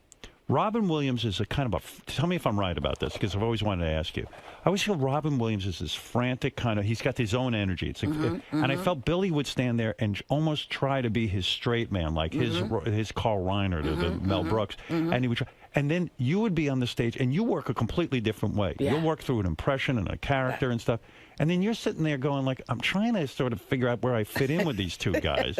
And was it awkward for you ever when you were doing comic relief? Because the boys didn't let it be awkward for me, but I felt awkward because I didn't know how to do what they did. Right. That's not your shtick. It wasn't my thing, but they loved me enough to let me, to carry me along to play. Yeah. And so because of them, though, I've learned how to do stand-up. But were they gracious enough to you? Because they should have let you play in the style that you do. Like, they could have... Oh, no, they fought a lot for me to do the things I got to do. Are you still friendly with those guys? Oh, yeah. You are? Like, when I you just say did a thing. You do, but aside from the work, because when you guys got on stage, it was exciting. It was like, hey, look at they these... They call and they say, you all right? Just out of the blue, I'll get a note, or... Billy will call you, or Robin will call you. Robin will call and say, I thinking haven't about heard you, anything right, about it. yeah. I haven't heard, is everything... Because, people get nervous if they don't hear anything. Right, really. What happened? I'm underground for the most part. Will you ever get together with them socially? Will you guys ever go out to dinner together? Or... Yeah. Oh, you will? Yeah. Oh, so you have a close relationship with them. Yeah. They're like, I mean, this is sounding crazy, but they're like my big brothers. I can't figure... you have to fill in holes in your life for me, okay? Because I don't understand certain things, how they all came about. Where were you born? Chelsea, 26th Street and 10th Avenue. And your name was Karen at that point? Yes, still is Karen. Right. Does anyone call you Karen anymore? Yeah. Who calls you Karen? Who has that? My mom calls me Karen until she passed. She did? Yeah. But is that the only person who called you? No, my brother will call me Karen. And like Mom's Mabley, there are sketchy parts of your past. I can't find out if they are true or not. Yes. Your mom was she a drug addict? Oh God, no! I was the drug. No, I know that. Yeah. But your mom and dad split. Yeah. And your dad was one of those dads that never showed up, I get the feeling. No, he came around when he was in the mood. I feel like it was, though, a disastrous situation. Oh, no. It wasn't? No. See, this is the thing. People assume... Well, let's get it straight. This is the filling in. Yeah, this is the filling in for you. Well, because from what I read about you, that your dad... can't go by that. Can't go by any of that. Your dad left, I thought. Right, and they then split up. And I thought like it was, no dad in the picture. Well, he wasn't living with us, and you know. But was there regular visitation? It wasn't like today where you have half the week with your dad and half the week with your mom. No. It was your mom raised you. Yeah. Right. Yeah. And at 8 years old, you start performing on stage. You started to go and do shows.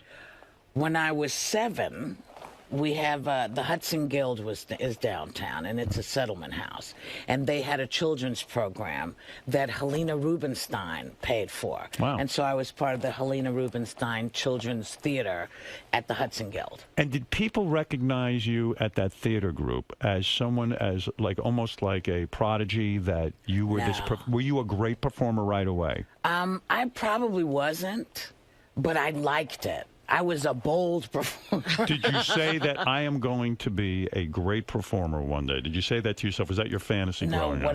What I said to my mother was, I want to do this. I like this. Was your mother the type that would say, "Hey, you're not gonna get to do this. Oh, no. Look at where you live. Look at who you are. Forget it." No, she was supportive. My mother said, listen, this is what my mother said to me. If you can handle the fact that not everybody's going to like what you do, if you can handle the fact that not everybody's going to understand and therefore not like what you do, right, you'll be fine.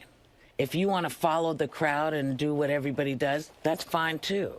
So you have to make a decision. Most performers, I think, go into it because they're looking for love. Right. And it's almost, you expect it to be magical that everyone will love you. Yeah, So your mother's advice was actually brilliant. Oh, listen, my mom was a Head Start teacher, really smart, crazy smart woman. Right. And she knew that she had 2 very different children because I was also dyslexic. I am dyslexic. And so trying to figure out how to learn things and help me get to where I needed to go. She understood it. And so it never freaked her out, and she did what she did. Were you a bad student? I was a bad student if you needed me to read or figure numbers. Very bad. Have you figured out how to read now? Or is it just painful for you and you just kind of skip it? Reading is great. I like doing it now that I have it down, but my eyes get so tired now that I started to do audiobooks. You know, there's a great company called Audible.com. Yeah, Gary's been telling us that you two are Audible fans together. I'm telling you, every book that you could possibly want, and especially, I think you need to do some of the books. I think you need to do some of the books. He needs to be reading books to you? Absolutely. Why? Absolutely. Why would you want me reading a book? Because you're fun. You make it fun. Me reading a book would not be fun. I'd be commenting on the book and you get really annoyed with me. But see, that's what's great about you, Howard. The commentary is half the fun. That's the fun of it. And I'm so glad to see you, Well, Robin. thank you. It's good to be here and be able to see you in person. And I can't wait for your book. I have to read your book because I know you're a vegan now. Yes. I've thought about it. It's not going to happen, but I Look, let's get as close as we can. That's right. A vegetable, One vegetable would be a day. okay. That's right. That's what I'm saying. Don't go crazy. Just add a vegetable. Do you have not evolved like Robin? You are still eating meat? I do still eat meat. I'm surprised. Why? Well, because I just see you as maybe in somebody that Hollywood crowd, yeah, it's hard. At least give up the red meat. Have you seen my ass? This is not a Hollywood behind, honey. So let me get back to this, sorry. because I need to understand your career trajectory. Okay. So here you are. You're this talented, lovely kid with this great mother. How do you become a drug addict? Because that seems like you were in a tremendously sad place that you would become a heroin addict. No, for me, it was the times, and it seemed like a good idea at the time. Oh, dear. Everybody looked, They look cool? Everybody looked really cool. Oh, dear. And the other thing is, who looked cool to you? The rock stars and things who were like. Oh no, this is before. This is before the rock stars started doing it. Just, the beginning of the '60s was a whole different groove. Who turns you on to heroin, though? I could see smoking some weed. I could see. We smoked we did everything. Who's we? Did you have close friends? Some friends, some close friends. They're all gone. So I don't want to disparage any of them. What do you mean they're all gone? They're all dead. All of your friends are dead. From that no time. From that time. Is that true? The folks that were doing all the stuff I was doing, they saved me, Howard. How did they save you? They By dying, they were I guess. slightly older than me. Right. And they just said, this is not for you. This is not the life for you. And we're not going to help you anymore. And you need to stop. How bad was your habit?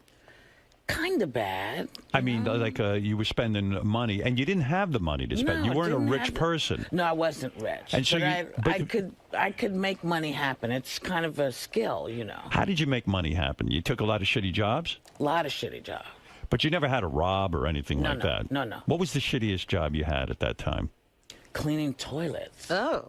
Where did you clean toilets? Subways. And so you That's apply. the worst. Those are the I worst didn't even know toilets. somebody was behind it. Oh, yeah. Somebody's like, oh. Just cause somebody to retch. And you see some pretty horrible things when you do that. Yeah. And so you do it, and then all of your money is going toward heroin. Drugs. Just drugs, acid, whatever was out there. And you acted out sexually? Were you very loose? No, I wasn't No. too loose. I was happy high. And you got off heroin without any help? You just kind of I said got that's help it?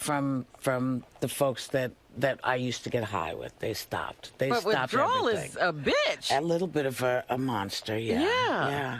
And 3, 4, 5 days, 8 days, 10 days. You know, but they cleaned me up. And your big break really came out of doing a one-woman show. Yes. Even when you were cleaning toilets and you're doing heroin, and you probably didn't even Now, see... that was all done. That by the time I All started over. doing all of that. Where did that you was get all the done. guts? How did you develop that one-woman show where you did all those characters? Because I was living in San Diego trying to get parts. You would go out on auditions. And I'd go on auditions, and they'd kind of look at me and go, "Come on, really? You want to be really?" And so I Well, wrote wait a second. show. What do you mean, really? Like, what Well, was it? because you know, you go in for Juliet, All right. and you know, You're not Juliet. not to them Right. at that time. Right. You know, this is 40, maybe 35 years ago, but I was capable of doing it. Right. And so I put together a show. That the original show was put together so people would know I was capable of doing all of these things. Was the only training you had the Helena Rubinstein? That was it, that program. it, yeah. How many years was that program? Till I left New York. So you never went to college for acting? You never No, did no, any no, of that? no.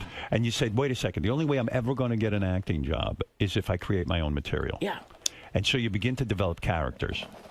And out of that show, who sees you first? Is it Spielberg? Is he the one who sees the show and discovers you? Someone in San Francisco saw it and wrote to a man called David White, who used to run Dance Theater Workshop downtown. Right. And he periodically would do one-person shows, a group of them. Right. And so I get this call from a guy in New York saying, "Listen, I'm doing this thing. I hear you do this." And I was like, "Okay. Am I coming to New York?" And he's like, "Yeah." I was like, "Oh, cool." He said, "Do you have a place to stay?" I said, "Yeah, I stay with my mom." Right. "Where are you guys?" He said, "We're on 17th Street." I was like, "Great. I'm from 26th and 10th. I'll be right over." And you had no nervousness going up on stage and doing a one-woman show? No, because I knew the characters. Right. I knew them. And was it frightening to you the first time you do it? And let's say you do take those pauses and you start to do a character and you don't hear the audience responding. Was it seems to me like it was just so natural to you. It was. That's the only way I could And you put it. wrote the whole thing yourself? Yeah. Wow, it's pretty amazing, isn't it? Well, If that's the only thing you'd ever done, it would have been amazing. it would have been fantastic. Yeah. And then who knew all this other stuff was coming? When Spielberg finds out about this one-woman show, does he come down and see it? No, he got a hold of my manager, Sandy Gallen, And how? and said I would like her when she comes to California if she could bring the show, because I'd like to see what she's doing. And so Sandy said, "So Steven Spielberg would like you to go." And I'm thinking, "Oh, I want to be in Raiders of the Lost Right, Ark." you'll be in Star Wars. I could do that. I want to get eaten by a shark. Yeah, why not? I could Yeah. do this. And Right. so I could be in go. E.T., right. Yeah. Because you know? up until then, he'd never done a project like Color Purple before, Right. which was a serious, wasn't an action film. Right. And so you mean he said, "Hey, if you ever bring your one-woman show to L.A., tell me and I'll come see it"? No, I brought it to Amblin, to the studio there. Wait a second. You're telling me you went to his studio, performed your one-woman show just in front of him? No, he said it was him and some friends.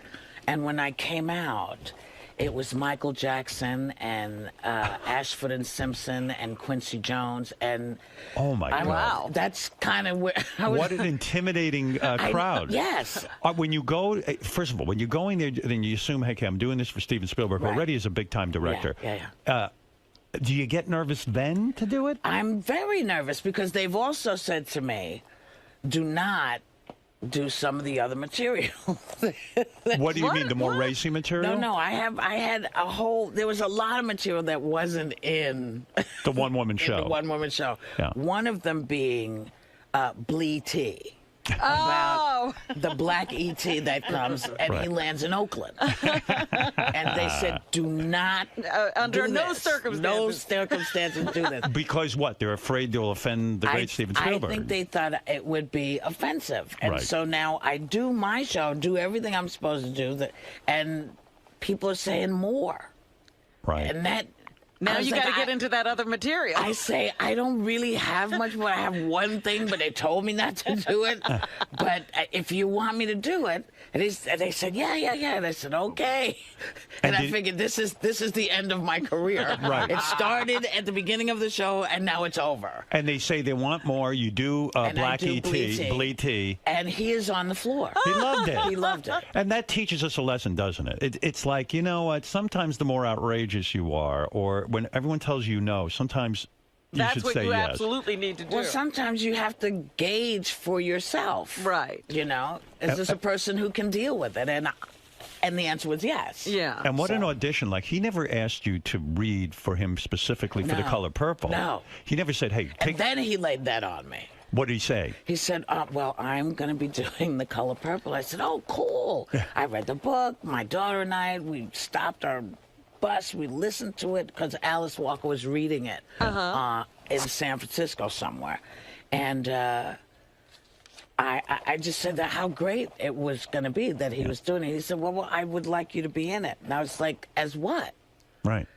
He said, well, I want you to play Celia. I said, I don't think I can do that. Now, why did you say that? Because I'd never made a movie. I didn't know anything about making movies. And Right. I said to him, so what does it take, like couple weeks? Because I thought it was like you do, like you would film a play.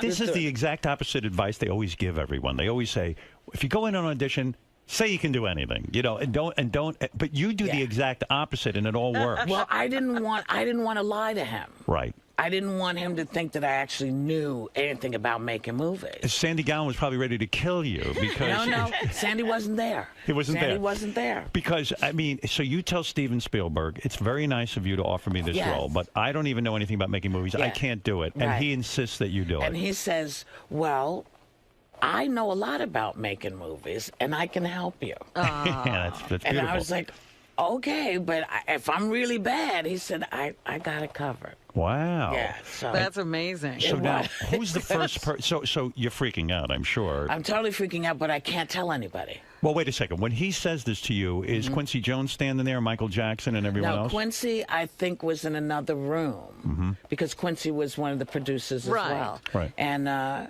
so Quincy is aware of what's happening. And What's Michael Jackson doing during this? He's just sitting and enjoying? no. We're in the next day. Okay, I've got already it. done the performance is done. Everybody Did gone Michael home. Jackson laugh? Did you? Yeah. Oh, and yeah. it's really funny because we became friends. And that's another person who would call and check. Wow. Say how you doing. Is that right? Yeah. Yeah. Yeah. So, wow, that original crew was pretty incredible. I can't believe it.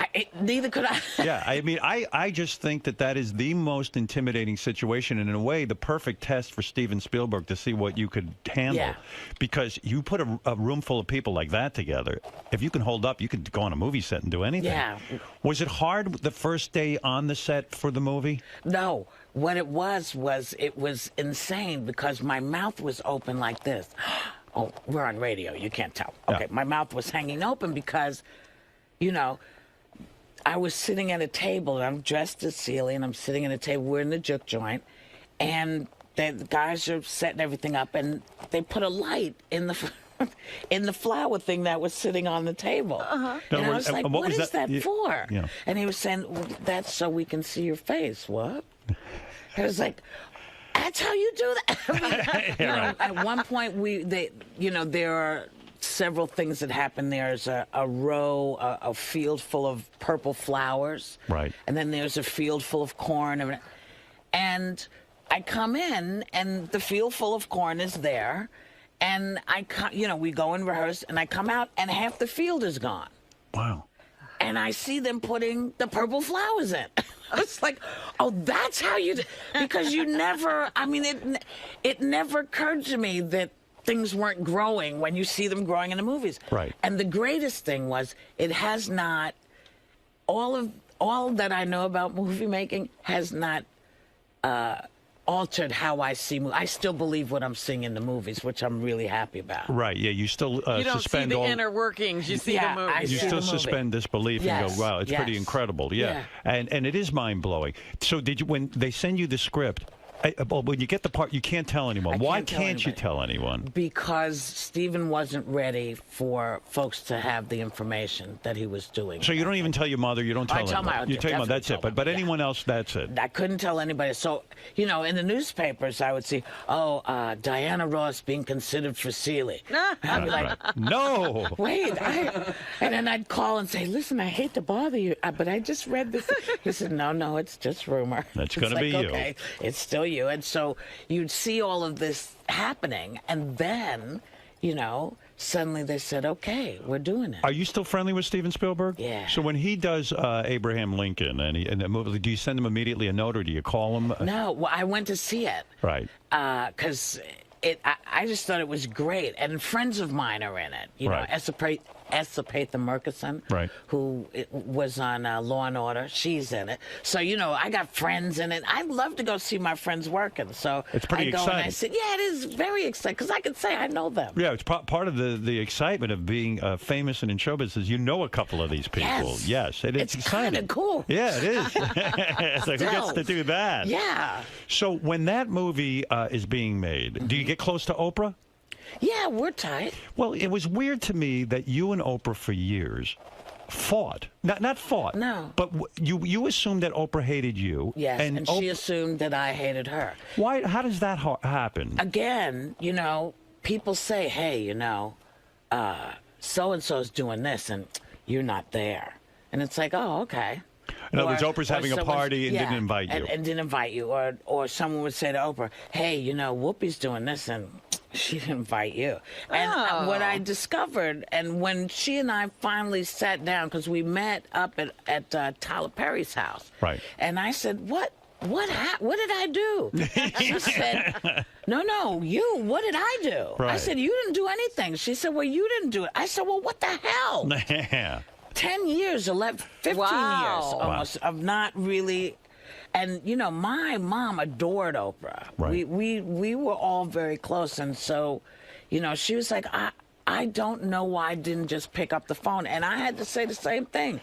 So, You always seem like the type of person to me who will write someone a note. You've done that to me. Yeah. And you will pick up the phone and call people. And I didn't in this case. And I don't know why, Howard. It's odd. You were close to Oprah during the making of the thing. You say your mother got friendly with her as well. And you guys really enjoyed one another. Yeah. And then when you won the Academy Award, did you think maybe there was hostility there? Oh, no. Why would that be, Howard? No, I don't know, maybe a jealousy of some God, kind? no, but please, honey, she's she was the queen of everything. I know. So she wasn't looking at me. I know, I just can't She wasn't believe going, damn, Whoopi got that. No, she was like, It must have been an incredible experience to go from, you were broke, you were cleaning toilets, you started to do your one-woman show, but that wasn't making any money, right? Real money. Well, Little enough bit. money to live on. To live, yeah. but all of a sudden now, you probably weren't paid a lot of money for The Color Purple. Well, more it's all money relative. than you had seen. Well, but I'm saying you weren't. Yeah.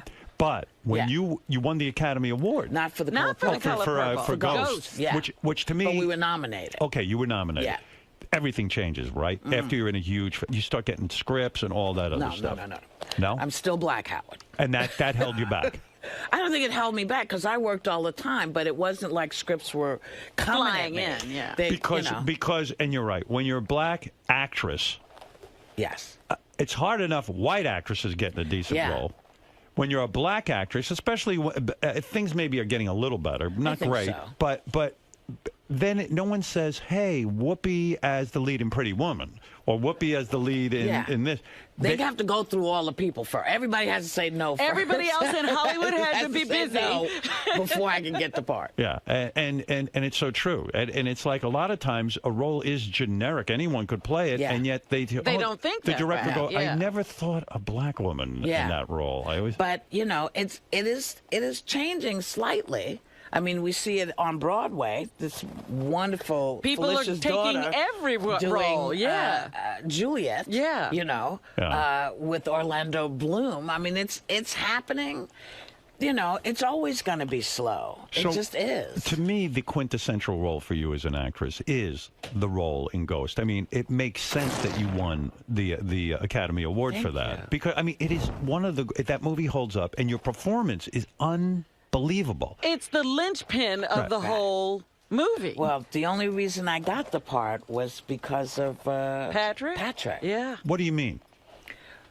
I had a friend of mine come to my house in L.A. and say, oh. I said, what's the matter?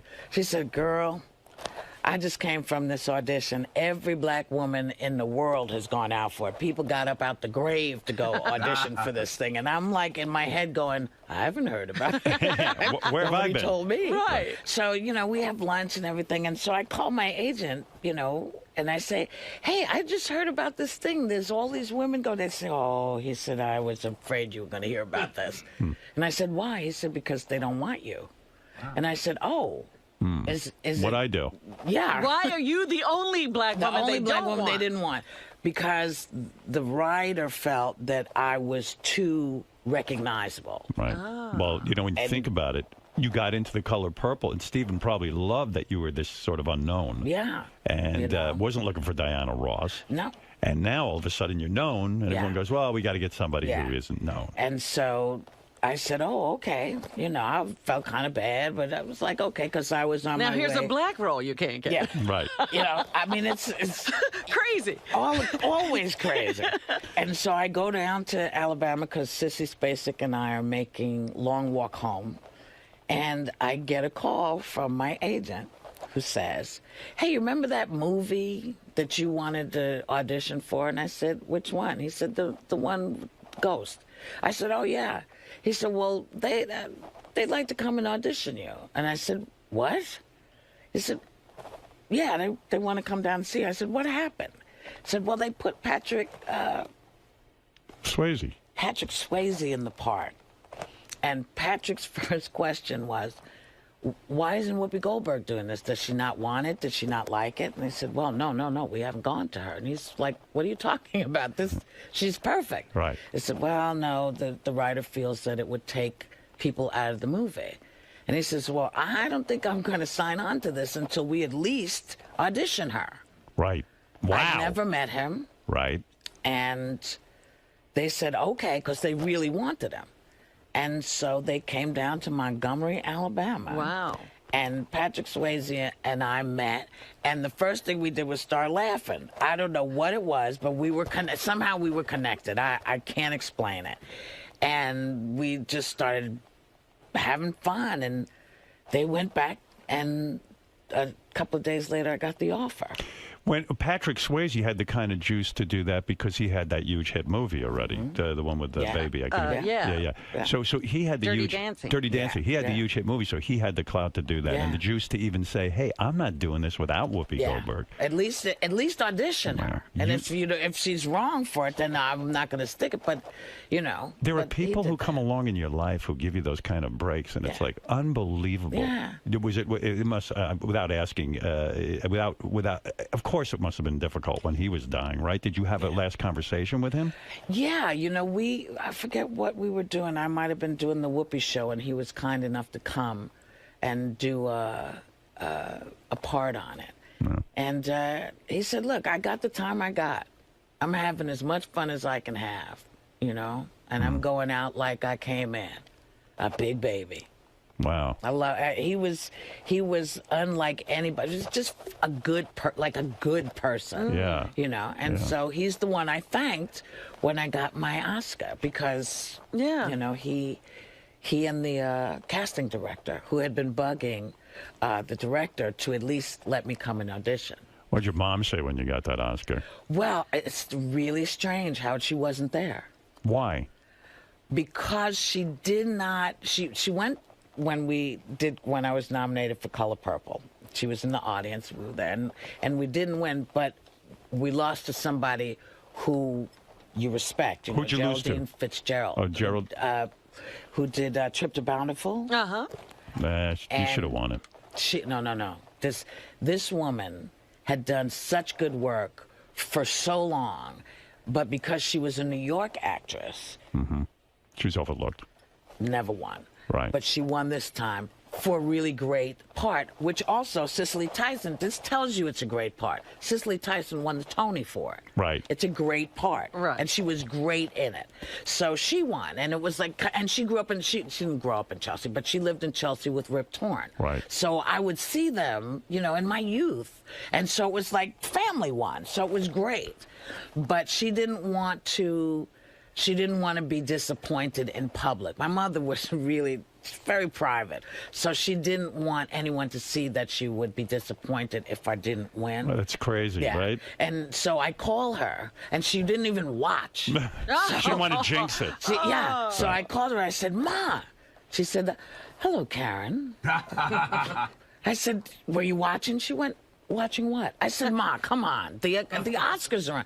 She said, "No, I wasn't watching." I said, "Well, I won." She said, "Good for you." Oh my God! Did she dislike the name Whoopi? I mean, it was No. you were named Whoopi because you farted a lot. Yes. And so didn't she find that? Oh, my daughter is Karen, sweet Karen. Why is she Whoopi? No, because she understood me. Yeah. She understood me. I've had so many nicknames in my life, Howard, it would just knock you out. When you were shooting Ghost, did you know it was going to be a blockbuster mega hit? No, we were all shocked when we saw it. It seemed like a little film probably when you were shooting it was a little tiny, you know. Was it awkward for you to kiss? I mean, one of the most romantic screen kisses ever were you and Demi Moore. Yeah. You made out, and that's when Patrick Swayze gets to kiss his wife. Right. Was it awkward for? I mean, you're straight as an arrow. Yeah. I don't think you've ever been into women, as far as I can tell. I mean, once or twice, I think. You know. You mean the kissed... full? You mean the full thing with a woman? No, not the full thing. How far did you get? A little far. Titties? You felt them up? Maybe. A little bit. You experimented. Maybe. What do you mean maybe? I don't know. You forget. You draw a blank. Time ago. No, not Was it Barbara Walters that you felt up? No. No. But you know how many women I've kissed in the movies? I kissed Suge Avery. Right. You know. I had a that's giant right. kiss Yeah, with Celie her. was. And Celie was gay. Yeah, right. You know. Right. And I think there might be maybe two more. I can't remember which ones. But no, I'm straight as hell. But it was a romantic kiss, nevertheless. It wasn't awkward. No, because it was in my head. I was Patrick. And we all assume that when you make a great movie like with Patrick Swayze and Demi Moore, that you all run off and become great friends afterwards. But that's not the case, right? It's a job, and you do it. And sometimes you do. Yeah. And Patrick and I became friends. I see Demi from time to time, and we're all cool. It's got to be a great memory, right? It is a great memory. Yeah, I mean, it's something. Do you watch that on TV when it airs? I don't watch any of them. You don't watch your movies? No. Why don't you? I know how they end. Right. No, is it because... No, seriously. I know the end. Yeah, but I only want to see stuff I don't know how it's going to turn out. Yeah, but you don't want to revisit or remember, no? No, because it becomes about, that's the day I had the bad period. Right. You know, I had cramps. I had But maybe it's just the opposite. Maybe it's like, wow, that was like some of the best times of my life, and it's almost painful to remember. Like, it was so good. Like, I don't need to I don't need revisit the movie for that. You know? The great memories, I'm lucky enough to still actually have them and celebrate them because I think about them all the time. When you were so to me, even when you started to do a radio show, or you start even with The View, which is a great gig for you, and it's wonderful. But I still feel like, as an actress, you didn't get to finish your mission. That there were more movie roles you should have done, and I don't know what happened there. I had to stop. Why? I had to stop because I got overwhelmed with the business of it and not the art. You know, I've always been an artist. That's how I always saw myself. What do you mean? If you did a movie and it tanked, you took it to heart? And well, I didn't, even if I didn't take it to heart, other people took it to heart for you. Right. People love to remind you, hey, you remember that really shitty movie you did? Oh. Wow, boy, was that bad. It's like, no. I know it was bad. And that affects you. It did. It began to. And so I had to leave L.A. I felt like I couldn't breathe. Because everything becomes about the business. Your value becomes, hey, your last movie only made $7 million, and it becomes an embarrassment. Well, people are embarrassed for you. See, I always think that if people come to see my movie, anybody comes to see my movie, it's a good thing. It's a miracle, right? Yeah. Someone's watching me. Yeah. Right. But it somehow you had to live up to all these expectations, which I couldn't do. I couldn't. Well, it's an unfortunate profession because if you're an actor, you've got to act, and there's only so many good roles. So but you can't even predict what's going to be good half the time, right? And so you do it. And if you could throw it off like a mosquito bite, if you could just say, it didn't do well, but I'll go on to my next thing, you'd be fine with that. But the problem is you're too sensitive for it. Well, Whoopi, did you have the extra added burden of carrying the black race with you? There was also that. Yeah, because you were it. Yeah. And, people would, boy, you're not as funny as Eddie Murphy. You're not as funny. And I'm like, I wasn't trying to be. I'm just this. And why do you look like that? And what's the, why don't you wear a bra? And what's wrong with your hair? And what's up with your face? Yeah. And, it's too much. Getting it from everybody. So in other words, what your mother said to you so many years ago, if you want to be an actress, you have to handle not everyone loving you. You couldn't handle it. No, what I couldn't handle was people picking at me. I don't mind criticizing. I can take the criticism. Do you have a Twitter account? I do have Twitter. There's a lot of negativity on that, too. There's a lot of negativity. Does it bother you? Yeah. I mean, I have now learned that what I need to do is not be on it. As much. Okay. But when I have something I want to say, like I've been bitching about this, the idea that guys are working in Washington and getting paid. Right. They're getting paid. You're upset. Well, yeah. I mean, I have friends who are in the military. Their wives, can't go to the PX and get stuff because the PX is closed. And that's a great forum to get that kind of stuff out. Yes. You can't do it on The View. You can't get overly political and stuff. But yet, when you put that out there, someone's going to write back, hey, shut the fuck up, you're an asshole. Yeah. And I say, yes, I'm the biggest asshole you'll ever meet. So you engage. But it doesn't change the fact. Sometimes, but it doesn't change this fact. Yeah. And this fact is that these guys should not be should not be pulling paycheck while everybody else is on furlough. I just think it's wrong. So I don't mind that. You once said something so startling to me, and I felt actually sad. You said that of all the men that you've been married 3 times and you've had we all know about your long-term love affair, right? You said that you never loved any of those men, that you only married people so you'd feel normal. Yes. What does that mean, feel normal? Well, I just thought if I could be in a normal place, like doing normal stuff. Do some time in the jail. Yeah, doing normal stuff. Well, it seems like when all of society's hooking up with someone and getting married and living that life, it seems like it's something you should be doing. Yes. And again, it almost seems like your self-worth is who you're tied up with. Yes. Yeah. This is why I am very, very happy that I found a couple of years ago that I'm okay without hooking up. If I want to be with somebody, I can go be with them, but I don't have to live with them. I don't have to make their life my life. I can actually have my own life. And I've been with someone, whether it was my kid, since now she's all grown up. She's got 3 kids. When you had your child, you had a child very young. No. Yes. I was married 18. That's not very young. That's young. That's a so kid. young. Is that 18? Seriously? You're a baby at 18. Seriously, that's a child. Yeah, I mean, 18, you hadn't even experienced your life. Did you fall into that pattern? Was your first husband, I know you guys divorced, was he around to help you raise your daughter? No, because I ended up going to California. Oh, so you moved away. So I moved away. And you were done with him. Yeah. And you had to raise your daughter on your own. Yeah. And so you never really loved him. You're probably too young to really know what love was. Well, apparently, listening to y'all, I was way young. Yeah. I wasn't in. No, I've. But you said there was one man you did love. Yes. Who did you love? A nice man. A guy? Was he famous? Was he anybody? Oh, okay. No. It wasn't Ted Danson? No. I figured you loved him. It's so funny because people, one has so many, well, maybe one doesn't, but I think people have so many relationships that there's never one that stuck out for me that was like the boom, except this one guy. And he had nothing to do with the business. He's just a great cat. But he died. How old were you when you met the real love of your life? Probably 30. You were going out with him. You knew you were in love. It felt different than anything you'd ever experienced before. It was kind. Yeah. It was kind. And it wasn't based on anything except mutual respect and fun. What and did he die from? He died of AIDS. Wow. Yeah. Was he a drug guy? No. He had a, what do you call it? A transfusion? Transfusion. Oh, my God. That must have been unbearable. I would think that because it's like, oh, no, not from a hospital, not from a transfusion. Yeah. Wow. But, you know. How long did that relationship go on for? About a year and a half. A year and a half. Best year and a half of a romantic relationship. Yeah. I don't know if it was the best, but it was one of the most solid. It was one of the most solid. Do you think it would have lasted? Don't know. Yeah. And I Were you with him when he died? I was not with him when he died. You guys had broken up already. He pushed me away. Because he couldn't handle that he was He dying. didn't want, he didn't want me to say. I get that. If I was with a woman I loved and stuff, I'd almost be like, you gotta You are with a woman you love. Yeah, Aren't you that's right. married? No, I'm saying if I was with a woman I loved and I got seriously ill, I'd be like, you don't want to be. Everyone go away. Right. Do you know what I'm saying? Yeah. You would do that, Howard?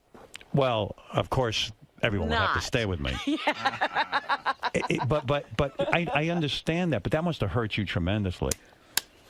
Yes. Did but he- I understood. I got it, but I didn't like it. Yeah. But, you know, that's when somebody says this is what I need, then you got to go, okay. Yeah. You know. Wow. How sad. No. Did you go to his funeral? No, he did not have a funeral. What do you mean he didn't have He a did funeral? not. He did not want a funeral.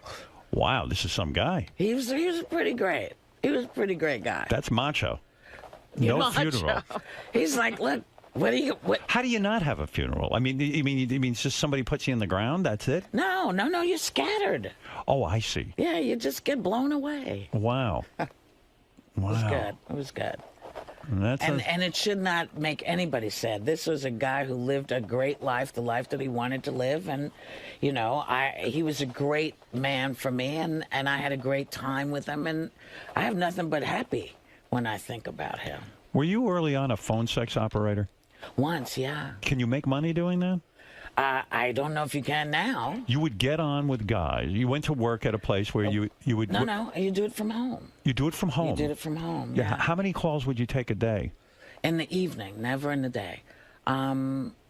Maybe 40. Could you make decent bread doing that? Not really. Not really. And guys would call up, and what you keep. And women.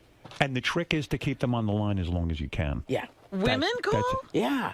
You would be oh my goodness, you would be so surprised. I like when because- Robin acts like she doesn't call phone sex. So great. I What a talked to ruse. Whoopi, actually. See, but you know what it is most of the time you would think that it was really about the sex. Yeah. But people are calling because they're lonesome. And they Right. want a connection. And they just want a So connection. you would have to talk dirty to them. No, you would just have to Stop talk. it. No, Phone Howard, sex- if I when said, tell baby, I you- want to fuck your brains out, what are you Can going to say? say to me? that? No, I'm probably just lost my job. But Whoopi, if I say to you, your job. If you call and you called the line and that's what you did, yes. But what I'm saying to you is shockingly, 98% of the people that called were not looking for sex. But wait a second. If I call a phone sex line and I say, hey, baby, you know, I'm there. I'm a guy. I want to jerk Right. off. Hey, baby. Hey, what's happening over there? what's happening over where you are? What do you doing? Well, I got my penis in my hand. And Wow. That's pretty pathetic, actually. But you should see it's about an inch. But baby, what are you wearing right now? What do you think I'm wearing? I think you're naked right now. I could be. Oh, you are a tease. You're a temptress. Do you think so? Oh, absolutely. Oh, yes. Now, don't forget to include your credit card in this. Oh, yes, right. transaction. Yeah, you always got to make sure you do that. Wait a second, baby. Are you the woman from The Color Purple and Ghost? Oh, yeah. Hello? Oh, hey. Oh. When you must have heard some disgusting things at that job. I'm trying to think. You know what? I don't think so, actually, because it would stick in my head. What sticks in my head is how sad it was. I would think the word. That made me sad. It did make you sad. It made me sad. Is that why you quit? I quit because it just wasn't working for me. You've worked at a funeral parlor, too, right? I worked at a funeral parlor. Did you handle the dead? Yes, I did. You made them up, right? You were a I did makeup hair artist. and makeup. Is that the freakiest thing ever? It's not. When you get the young ones, that's what freaks you out. I mean, kids. Yeah. Oh my That's God. that's the one you don't want. But let's talk about something else. Oh my God, you're depressing me. I know, I'm depressing myself. Oh my! Oh, I'll talk about We something. were having such a good time. So What the View. happened? So what happened on the View? Jenny McCarthy. I think you're terrific on the View. They say that you're the most popular person on the View. That when you joined the View, the ratings went up 7%, which is a pretty big way to jump. Right. You know, I was surprised, but maybe not so much. They got rid of Elizabeth and Joy. Was that heartbreaking to you? Do you feel close to those two? Yeah, I miss them. You I do. talk to them, from time to time. I send everybody emails. Are you brought in on that decision? No. At all? No. No one says to you, hey, we're going to really... In other words, you've got to go along with it or else you're out. And that's Barbara's call. I don't know if it's the studio. I don't know whose call it is, but it ain't my call. I know you always say, hey, Barbara gave me the job, and I love Barbara, and I'm thankful for that. Yeah. And I know you And were. we've known each other a long time, she and I. But when I did the show the one time, I was sitting there. It looked like you were aggravated with her when she interrupts every minute and takes over. You looked physically pained to me, and I don't know if that's the case, but I tell everyone Whoopi does not like Barbara. I know you do. I do because and they write about it in the news. Yes, I believe it. You started. I started it, and I admit it. I saw the look of pain on your face. I was in pain. What is it, Gary? How dare you interrupt my conversation? Whoopi's got to be somewhere. She's got to go to work. That is bullshit.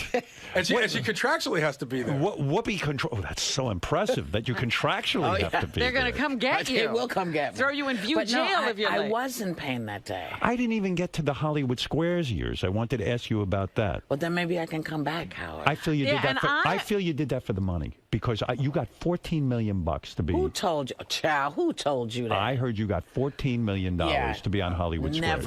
Never. Raise your right hand and swear on a stack of Bibles. I have never made $14 million in my life. Is that true? Yeah. Then why was I told that?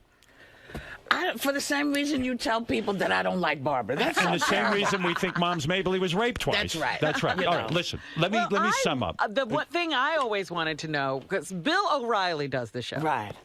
And that's when you look in pain to me. No, but I didn't even understand that. The View is about hearing people's views. Right. I know you don't agree with Bill O'Reilly about what he was talking about. And you got up and you walked off. Yeah. That I don't understand because the show is called The View. Yes, And I'll tell you why I got up and walked off. I got up and walked off because what he was saying was a very specific group of people were responsible for something. When it wasn't a specific group of people, it's a faction of that group. And he would not hear anything but what he was saying. And I thought, well, if we can't have a discussion, I'm not going to have You got frustrated. So I got frustrated and I got up and It happens on the show. All right, I know. I got to All wrap right, we it up. gotta wrap it Let me give a proper up. plug here. So really, the reason Whoopi even showed up, there's no love for us. She loves Mom's Mabley, which we all do. Yeah. And Mom's Mabley is a favorite of mine. I adored this woman. She's one of my favorites growing up. She was terrific on every talk show appearance she did. Brilliant. And I would watch talk shows like it was... Like it was school. It was school, yeah. Yeah. Don't miss Whoopi Goldberg presents Mom's Mabley on HBO. I will definitely be watching that. Excellent. Maybe you'll come up to the Apollo. Oh. Because we're doing You mean actually leave my apartment? I don't think so. Come on. What are we going to do at the Apollo? Well, that's where we're going to premiere it, at the Apollo. You mean Yeah. I would be at the premiere? Yes, I And would I like wear that. what, a suit? You would wear whatever the hell you I wanted. wonder what outfit I'll wear to the premiere. But I'm inviting you, so I'm Thank you hoping very you'll much. come. Watch Whoopi on The View weekday mornings at 11 o'clock on ABC. And thank you, Karen. Thank you. I'm the only one allowed to call her Karen. That's your role All right, Whoopi, now. great seeing you. We'll Good be to back see you. right after these words. Did I end on time? Was I all right? Just on time. All right, good. She's just got time to get there. I didn't get to half of what I want. Let me come around. I didn't get to anything. Wow. These times, they go so quickly. Hey! You should come do the view. I would love to come do the view. Do you want to do it? Sure. All right, I can do that. Hey, baby. You are fantastic. Thank you. And thank you for all the, all the kind words, because I know sometimes you hear about me getting in trouble, and you always come to my defense. Well, who's going to come to your defense if I don't? Well, we know about being in trouble. I just appreciate it. I really can't wait to see what you came up with on that. I can't wait for you to see it. It's so good. Would it be all right if I asked you a question about the interview? Sure. So you and Howard really bonded over your mutual love for Moms Mabley. Right. In many ways, is Howard kind of like the Moms Mabley of radio, the way he discusses taboo things and push the envelope? You know what? I never thought of it that way, but yeah, in many ways. Howard has always tackled things that people shy away from, and he's really bold about it and right up front. So yeah, I think there's a big bond between the two of them. You do so much interviewing on your show, The View. What do you respect about Howard's style and what he brings as an interviewer? Well, I like Howard, so I can roll with him. I love what he does. I think his best quality is he asks you a direct question. He doesn't beat around the bush, and I like that. I was saying to JD, as Whoopi was leaving, I said, Whoopi, I didn't even get to ask you about your spoon collection. She has a spoon collection. Whoopi is a big spoon collector, and she lit up. She was like, I do collect spoons. And I said, well, JD does too. And she goes, JD, I'm going to send you some spoons. He collected spoons when he was a kid. That's why we got into it. And then we found out you were a spoon collector. Yes. I'll send you something. Oh, So now you're JD. into spoon collecting, aren't you? Isn't that special? I don't want it. He's not turning down those. It is special from Whoopi Goldberg. So, I couldn't turn those down. But I don't collect spoons. You do now. Well, I have a gift from Whoopi Goldberg. What I heard was that Whoopi collects these old, racist spoons, too. Like I heard about these racist spoons. Yeah, I don't know where they sold these things, but they sell, they have, the typical, stereotypical black like guy. The jockey The jockey, kind of things, yeah. So she's got a whole collection of those. I don't think she's giving those to you, JD. Because those are historic. No, because JD will get beaten up for them. Oh. Wait a minute, this isn't my old black Sambo spoon. Stop hitting me. People might take it the wrong way. No, remember, you're not supposed to use these spoons, so don't be eating cereal. No, all the spoons I get sent, I put them in a box in my office.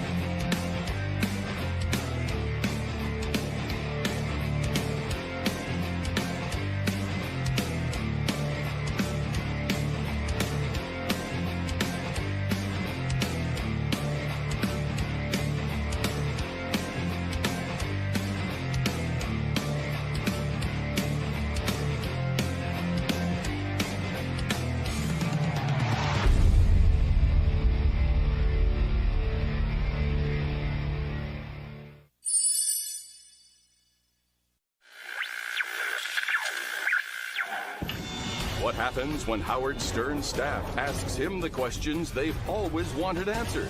It's time to Ask Howard with Rachel Fine. All right, Howard, are you ready for some fun questions from your staff? No, but I'll do it anyway. Thank you. Question from Charlie Hess from Howard TV. All right. What is the one superhero power you would most like to have, and what would you do with it? I think fly would be good. That would be good. No commuting that way. I mean, look, I would like to have all of Superman's powers. I think Superman's got the full Monty. Sure. Just even he hardly uses his heat vision, his super cold breath. He doesn't ever even use those, right. Especially in these movies and TV shows. It's like, what, did you forget about that? Sure. I just go and freeze everybody out. And, it's so great. But no invisibility. You could sneak around with invisibility, I would think. Yeah, but fuck invisibility. Okay. Superman can run super fast, and literally you can't see him. That's why he can do everything. He does it all. Yeah. To be Superman is every boy's dream. Gotcha. I couldn't live in a world with Superman. If there was a Superman and I wasn't him, it would just kill me. Could kill me. So better no Superman than you're Yeah, not yeah. Superman. I don't want Superman. Question from Al Ragone of Howard 100-101. Right. In your opinion, if Gary never said the words Baba Booey, what do you think would be his next biggest claim to fame? I think the pitch. The pitch was a big deal. Yeah. The boy can't throw. You know. And what's funny about it is he can't throw, and yet he's a baseball coach, and he prides himself so much on his knowledge of the Mets and baseball and sports, and it's so important to him, and he just can't do it. Is that a bigger blunder than the I Want You Back tapes? Oh, there's no bigger blunder than I want you to. Well, there's no bigger blunder than Baba Booey. Okay. To say that you collect cartoon cells and your favorite cartoon character growing up is Baba Booey, and I go, Baba Booey? I watch cartoons, and Baba Louie. You know, and you don't know that is a blunder. Yeah. The tape that he made for that girlfriend to win her back isn't a blunder. It's just douchey. I lost my lover, and I lost my best friend. And you lost your lover, and you lost your best friend. Okay, so that part's pretty even, but you gained a lover, and you gained a best friend. I gained a couple of lovers, or I gained one lover, but I gained no friends. There's nobody there to come home to call, and to tell all the great stuff. And like right now, I feel my professional life is like at a 9, and my personal life is at like a 2. It's ridiculous. It's embarrassing. It runs the full gamut of ridiculousness. Question from Mike Ganji at Howard TV. What are your first memories of meeting Fred? My first memories, again, you know, you're talking a lot of years ago, but my first memories were, you know, here was a guy who was the overnight announcer at WCCC in Hartford on the FM, and I walked in, and it must have been my first show, and he was the overnight guy. He was in college at the time. I remember thinking, how does this guy do it? He does overnights, and then when we were talking, he goes, oh, I go to school during the day, which is crazy, because when do you sleep? And I remember thinking he was good on the air, he had a nice voice and all that. And then in the early days, being bowled over, when I talked to him, we would talk about Saturday Night Live, and then he'd do a lot of the impressions that Dan Aykroyd did, and then he did his own impressions, and I started to really appreciate his talents. But I've said this a million times, the biggest thing about Fred was that he'd actually hang out and watch me and help me. Like he would pull some records, or it was a very nice thing, very altruistic, because radio guys don't always help each other. And there is some jealousies and stuff. And Fred was like a really good friend that I didn't really know him that well, but he would help me. And it was so appreciated because I was so overwhelmed with playing music and trying to be funny and literally grabbing records, grabbing news copy. It was too much for one guy. And Fred would lend a helping hand if he had some time, at least that first hour. And I was so grateful. He was such a good guy that way. And then when he'd kind of lean in and maybe do a voice or something, wow, you know, and you really start to say, wow, this guy's something. Did you know you'd be with him for the long term? You know, I didn't know. I thought, wow, this is somebody who could make my show so good. I wish I had a budget or... and I did say to him when I left Hartford, I got this job in Detroit. I am going to try to hook up with you again. And I'm sure he was like, yeah, right. But you know, you saw it in the movie. That was a pretty accurate portrayal. I said, I'm really going to come back. And in Detroit, I would call him once in a while and have him do a voice. He would do Howard Cosell, and at the time, that was a big thing to do. And he did a good job. And you know, Fred's he's so prolific with the lines. It's not enough to do a voice. He's got a comedy mind, a quick comedy mind. Even though I told you he has to think about stuff, but when he's on the air, he's quick, and he's funny. You know, he could do a French accent and do that ridiculous thing and you know, and say brown S 20 times, and I'm still going to laugh. What color were the children's eyes? They're beautiful brown S. Beautiful, beautiful brown S. Oh, when you're staring into the little S, you can only think of one thing, how brown they are. Well, thank you. Fred has the ability to make me laugh, and so that's why Fred's with me, tremendous talent. So I remember meeting him and just thinking, what a nice guy, and then it blossomed into love. Thank you so much. That was really, really fantastic. A lot of fun. There was a lot of inappropriate questions, and everyone is fired. No, that was good. It was a lot of fun to answer the questions. Who knew anybody had any questions? We have lots. Yes.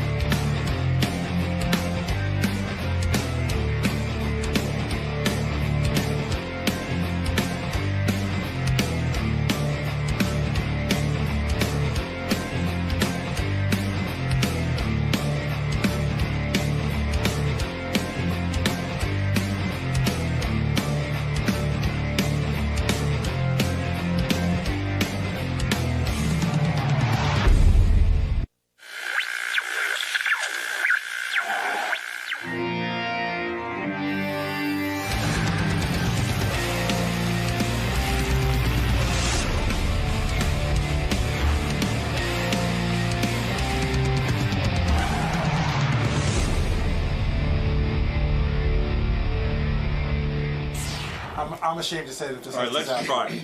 Let's try it. You're up for it? Yeah, even the discussion between you two guys.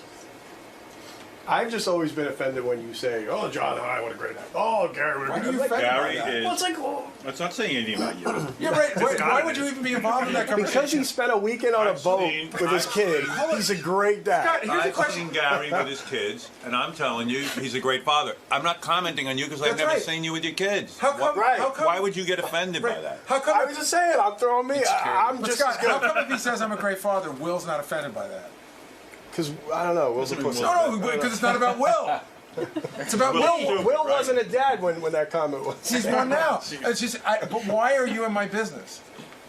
Seriously, if Howard says I'm a great dad, why are you in that? You at the time said that I wasn't a good dad because I like to golf. You started from the beginning. You're like, Gary's not a great dad. Howard says he is, but that doesn't make him a great dad. I'm like, And then I would go to talk back to you and go like, I'm a good dad. And then you would go, Howard, can you possibly be a good dad if you golf? I've seen Gary's kids. They're very well adjusted. That's number one. So am I. But I'm not talking about you. It's the greatest thing ever. It is. Go ahead. All right, so they're well adjusted. All right, let's try it. Let's try it out. The point is we're going to try it. Okay, He lets his kid have HBO at college. That is not a good dad. Why? HBO, video game, big screen television. It's not a big screen television. I saw that article you wrote. There was I actually like- know the size of my kid's television. I'm sure you know. There were 25 different things you gave him. It's like, oh yeah, I gave my kid HBO Go, and he got this and that. What's It's that like, been? I don't know what the, Oh my God. Jackson Love went to that college. HBO I gave him college. my Slingbox password, my HBO Go password. And College Hulu is for Plus. learning, not for watching Please, television. you got blowjobs from whores in college. And sold coke. Not whores. You went to college and you were like you. I've never been to a whore in my life. No, you studied. That's all you did at college. No, I did a lot of that shit. But if I had that television, all that shit that you gave me would be that much You're worse. digging. You're digging. All right. All right. Good. Wait for the air. Oh, yeah. We're going to play a game today. Who knows their kid better, Scott DePace or Gary Delafonte? Oh, you know that Gary's got to win, right? Yeah, I think so. I think Gary knows Scott DePace's kid better than Scott DePace does. I would have that contest.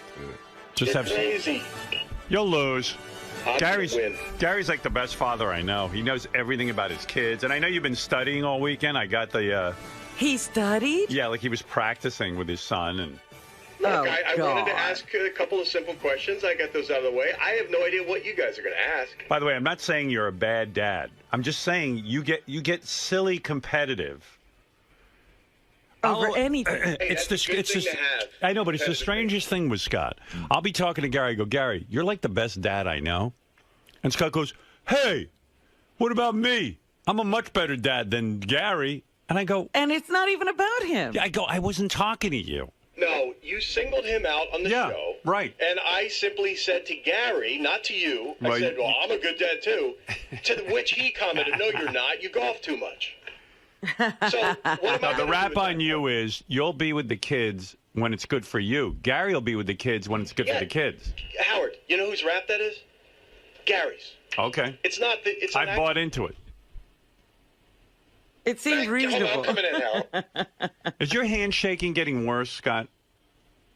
You know what, dude? I'm doing 8 things right here, including I've got these kids over my shoulder. I'm trying to cut. Are you I do nervous? have- well, when I'm doing all this stuff, I think it does make my tremors go a little faster than they would. Look, Are you sure you don't have Parkinson's disease? it's not Parkinson's. Wow. I was tested. It's called. They're called essential tremors, and Jeez. that's that. Does it bother you? Can you type and stuff, or is it? No, it doesn't. Boy, it's gotten much worse on him. I'm worried about him. He says he's had it looked into. Yeah. But I want to bring up the point that Scott, for some reason, I don't know if he has it in for me, but Scott always brings me up for anything. So, like, we were in a writers' meeting a couple of weeks ago, and somebody just said, hey, we should bring our pets in to see whose pet is, whose dog is smarter. And Scott just blurts out, I know my dog's smarter than Gary's. Yeah. Like, it's always about me. No, you know what it is, Gary, is I am a competitive person, and you're the only person that gets offended by that. I'm simply fooling around, and you, that's not true. But Scott, you never say, like, in other words, if Fred says, hey, I think my dog's really smart, you don't say a word. If Jason said, I think my cat's really smart, not a word. As soon as I say something, it's like, oh, I know I'm better than Gary. Well, It is. I mean, ask, guys, let's bring the dogs in and Howard, find out. ask anybody here. my dog is certainly better than his Ask John on the. I've seen his dog. He pees on the floor. Doesn't pee on the floor. Your dog pees on the No, floor? he just made that up. Well, you said don't pet the dog or he'll pee on the floor. Oh, submissive peeing. Well, by the way, we have the boys in here today. Scott DePace's son is here, and so is Gary's son. And Lucas, yeah. And we're gonna find out who the better dad is. Well, that makes him crazy too, you know. I know. Scott. What happens when Scott loses? Oh, they're both in there. That's funny. When Scott loses, he's going to start complaining that it was fixed or unfair. No, whoever loses has to record this big long line that they wrote out that said, you know, I, Gary Dell'Abate, think that Scott DePace is the greatest father in the world. He's a much better father than me. Right. But I don't know that this show is going to prove that to me. But I said, don't you? But you're gonna. If you lose, you have to do that. That's the. Well, first of all, I didn't know that was part of the bet. There's a but I'll penalty. do it. Yeah. But Scott, don't you think that knowing your kid is part of being a good dad? I know my kid. I know him a lot. He's right over my shoulder. Kyle, do I know you? Say, No, that's Lucas. Kyle. That's not Kyle. That's actually Doug Z. Goodstein. Kyle's behind me right here. Say it, buddy. Come here. Hey, Kyle. Do I know you? Yeah. We talk a lot? Yeah. See? Kyle looks like a nice kid. Poor kid. I think Kyle listens a lot. Kyle listens a lot. I think Kyle Kyle's listens a good lot. listener. Yeah, Ky- Dad, whatever you say, Dad. Sure, Dad. Kyle, okay. do you ever get a word in, or is your dad always talking? Yeah, you listen. I hear you. It's like Stockholm syndrome. Well, think of all the wisdom that kid Well, gets. I think he knows his dad. Wait a minute. We should change the content. Lucas, you think you're going to win this, or do you think the DePaces will? No, I think the Dell'Abates are going to take this one today. Yeah, your dad. You're wrong, son. You're wrong. Hasn't Lucas played Scott in some game on the internet? Yeah, they played Halo a couple times. Have no, you- that was Jackson. That was Yeah, Jackson. I shot Jackson in the head and the back. You got him out, huh? You beat him, huh? Who cares? I don't know. He does. It's a game. I know. Why are you on the game? You're like a borderline creepy guy. What are you doing on the game with kids? Kyle, does it bother you that your dad plays video games with young kids? To play them with him. You play with him? Yeah, I'll play with him and like 3 of his friends. Right. Kyle, is there ever a time where your dad's on the game and you can't get on? No, we have 2 Xboxes. Oh, that's what. One for Dad and one for Kyle. There's no problem there. Dad has his own Xbox. Good for you. All right, so what time are we playing that? In the 7 o'clock 7 hour? o'clock, yeah. 7 o'clock hour, we're finally going to put to rest who is the better dad, Scott DePace or Gary. They'll be there with their boys. We'll ask them questions, and we'll put an end to this ridiculousness. It's crazy. The 2 of them argue and argue and argue. Today I'm here to prove that I'm a better father. The problem is there is no test to prove who's the better father between Gary and I. So these guys are going to ask a couple of questions to Kyle, my son, and I'm going to hopefully answer it, get them right. But if not, they're going to walk away with Gary's a better dad, and they're absolutely wrong. I'm a great dad, aren't I, boy? Son. Yeah. Kyle. You know, that's that. I'm feeling okay, but I don't know what type of questions they're going to ask, and something tells me, you know, not that it's fixed or anything, but Gary probably knows exactly what they're going to ask. Well, I know I'm supposed to be objective in this whole matter, but I am pro DePace today. I am pulling for Team DePace. And Scott, have you warned Kyle what it's like to see Gary's teeth up close? It can be very, very scary. So, what's Gary's nickname? Baba Booey. Best of luck, DePace family. Thank you. Hey, I'm Gary Dell'Abate, and this is my son, Lucas Dell'Abate. and we are here today for Who Knows Their Kid Better, because DePace is always telling me he's the better father and he knows his kid better. What do you think, Lucas? I think we're going to win. We talk a lot, don't we? Yeah, we do. We hang out. Yeah, Gary, you tell a lot of stories about Lucas on the air. You know him well. We spend a lot of time together. We're in the car a lot together. We're home a lot together, especially now that Jackson is at college. I'd say we spend a lot of time together. We talk. I mean, I don't know.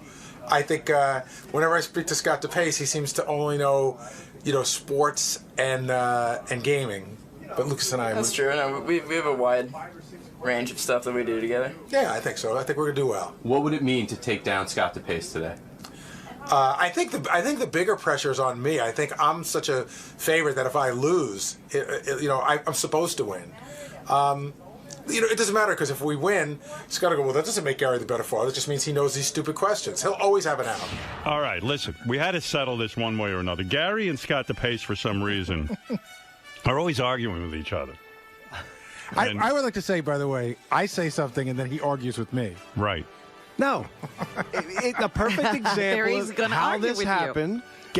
You had said Gary was a great dad. I simply said, well, I'm a great dad. He says, no, you're not. Who really threw down the challenge? He did. He said, I'm not a good dad. Yeah, but I was talking to him. I don't even know why you jump it. Like there's 50 guys who work here in the morning, and you're the only guy who jumps in. Why with would it. you always say that to him? I challenge what he just said. I didn't say I'm a better dad than you. I said, why are you involved in mine and Howard's conversation? No. That's now what's coming out of your head. No, not then.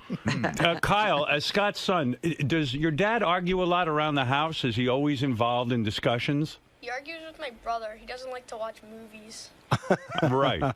My brother, I'm sorry, my son. My brother. Well, that's what you're like a child. My son doesn't like to watch movies, so we'll argue about what to watch, and he really tries to get over on us, and I'm the hardliner, and my wife is not. So my wife will give in, and I'm always like, no, we're watching the movie, and I put it on, and he has to leave the room. But give in to what? Things like last night we were eating and we had chili, right? And there were some chips that I had just opened a bag of tortilla chips. He wanted the lime flavored chips, and I said, "No, I just opened these. That's what we're using." And he got really upset, and I stayed tough, and I said, "No." Would it kill you to open? Like, if you open both, what would happen? You're giving in and making a bad kid is what you're doing. See, who's the better dad? Challenge is over.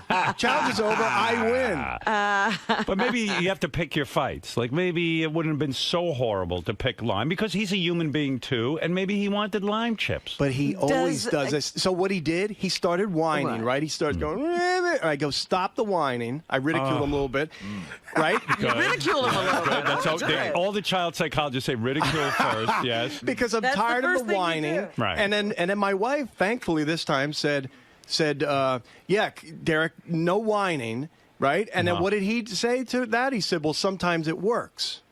Kyle, blink once if you want to get out of the house permanently, and I'll get you out of there. That's all you got to do. Blink twice if you want to stay. I gotta say, He gave me the once. I'm getting him out of there. I'm calling child services. I would have opened the bag of lime chips. I don't think it's that big a deal. It's not that big a deal. Yeah, can't this kid win sometime? Kyle, what do you think of that argument? I feel your brother's a human being, and if he wanted lime chips, would it have been so horrible to open the lime chips? He said it hurt his mouth when he chewed them. Yeah, the chips are chips. Right? So, listen. But you hear what Kyle's saying? His brother was saying that he doesn't like the other ones. He doesn't enjoy them. He doesn't enjoy the ones Too you bad. enjoy. They're the same thing practically. But they're not. But not to him. I don't know how I grew up.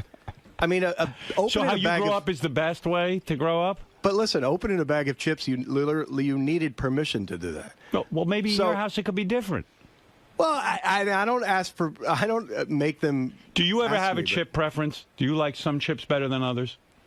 God, so you're saying that's wrong? Let me ask you. Do you like some chips better than others? What if your kid wants I didn't say anything. I'm just asking you. Do you, as a human being, like some chips better than others? Yeah, I guess I like the regular tortilla chips rather than the lime flavored. Can you accept that your son might not like the regular chips and might like the lime flavored ones? I can, but often he is contrarian and will pick the other one on purpose. But listen, so let's say... Wonder where he gets that from.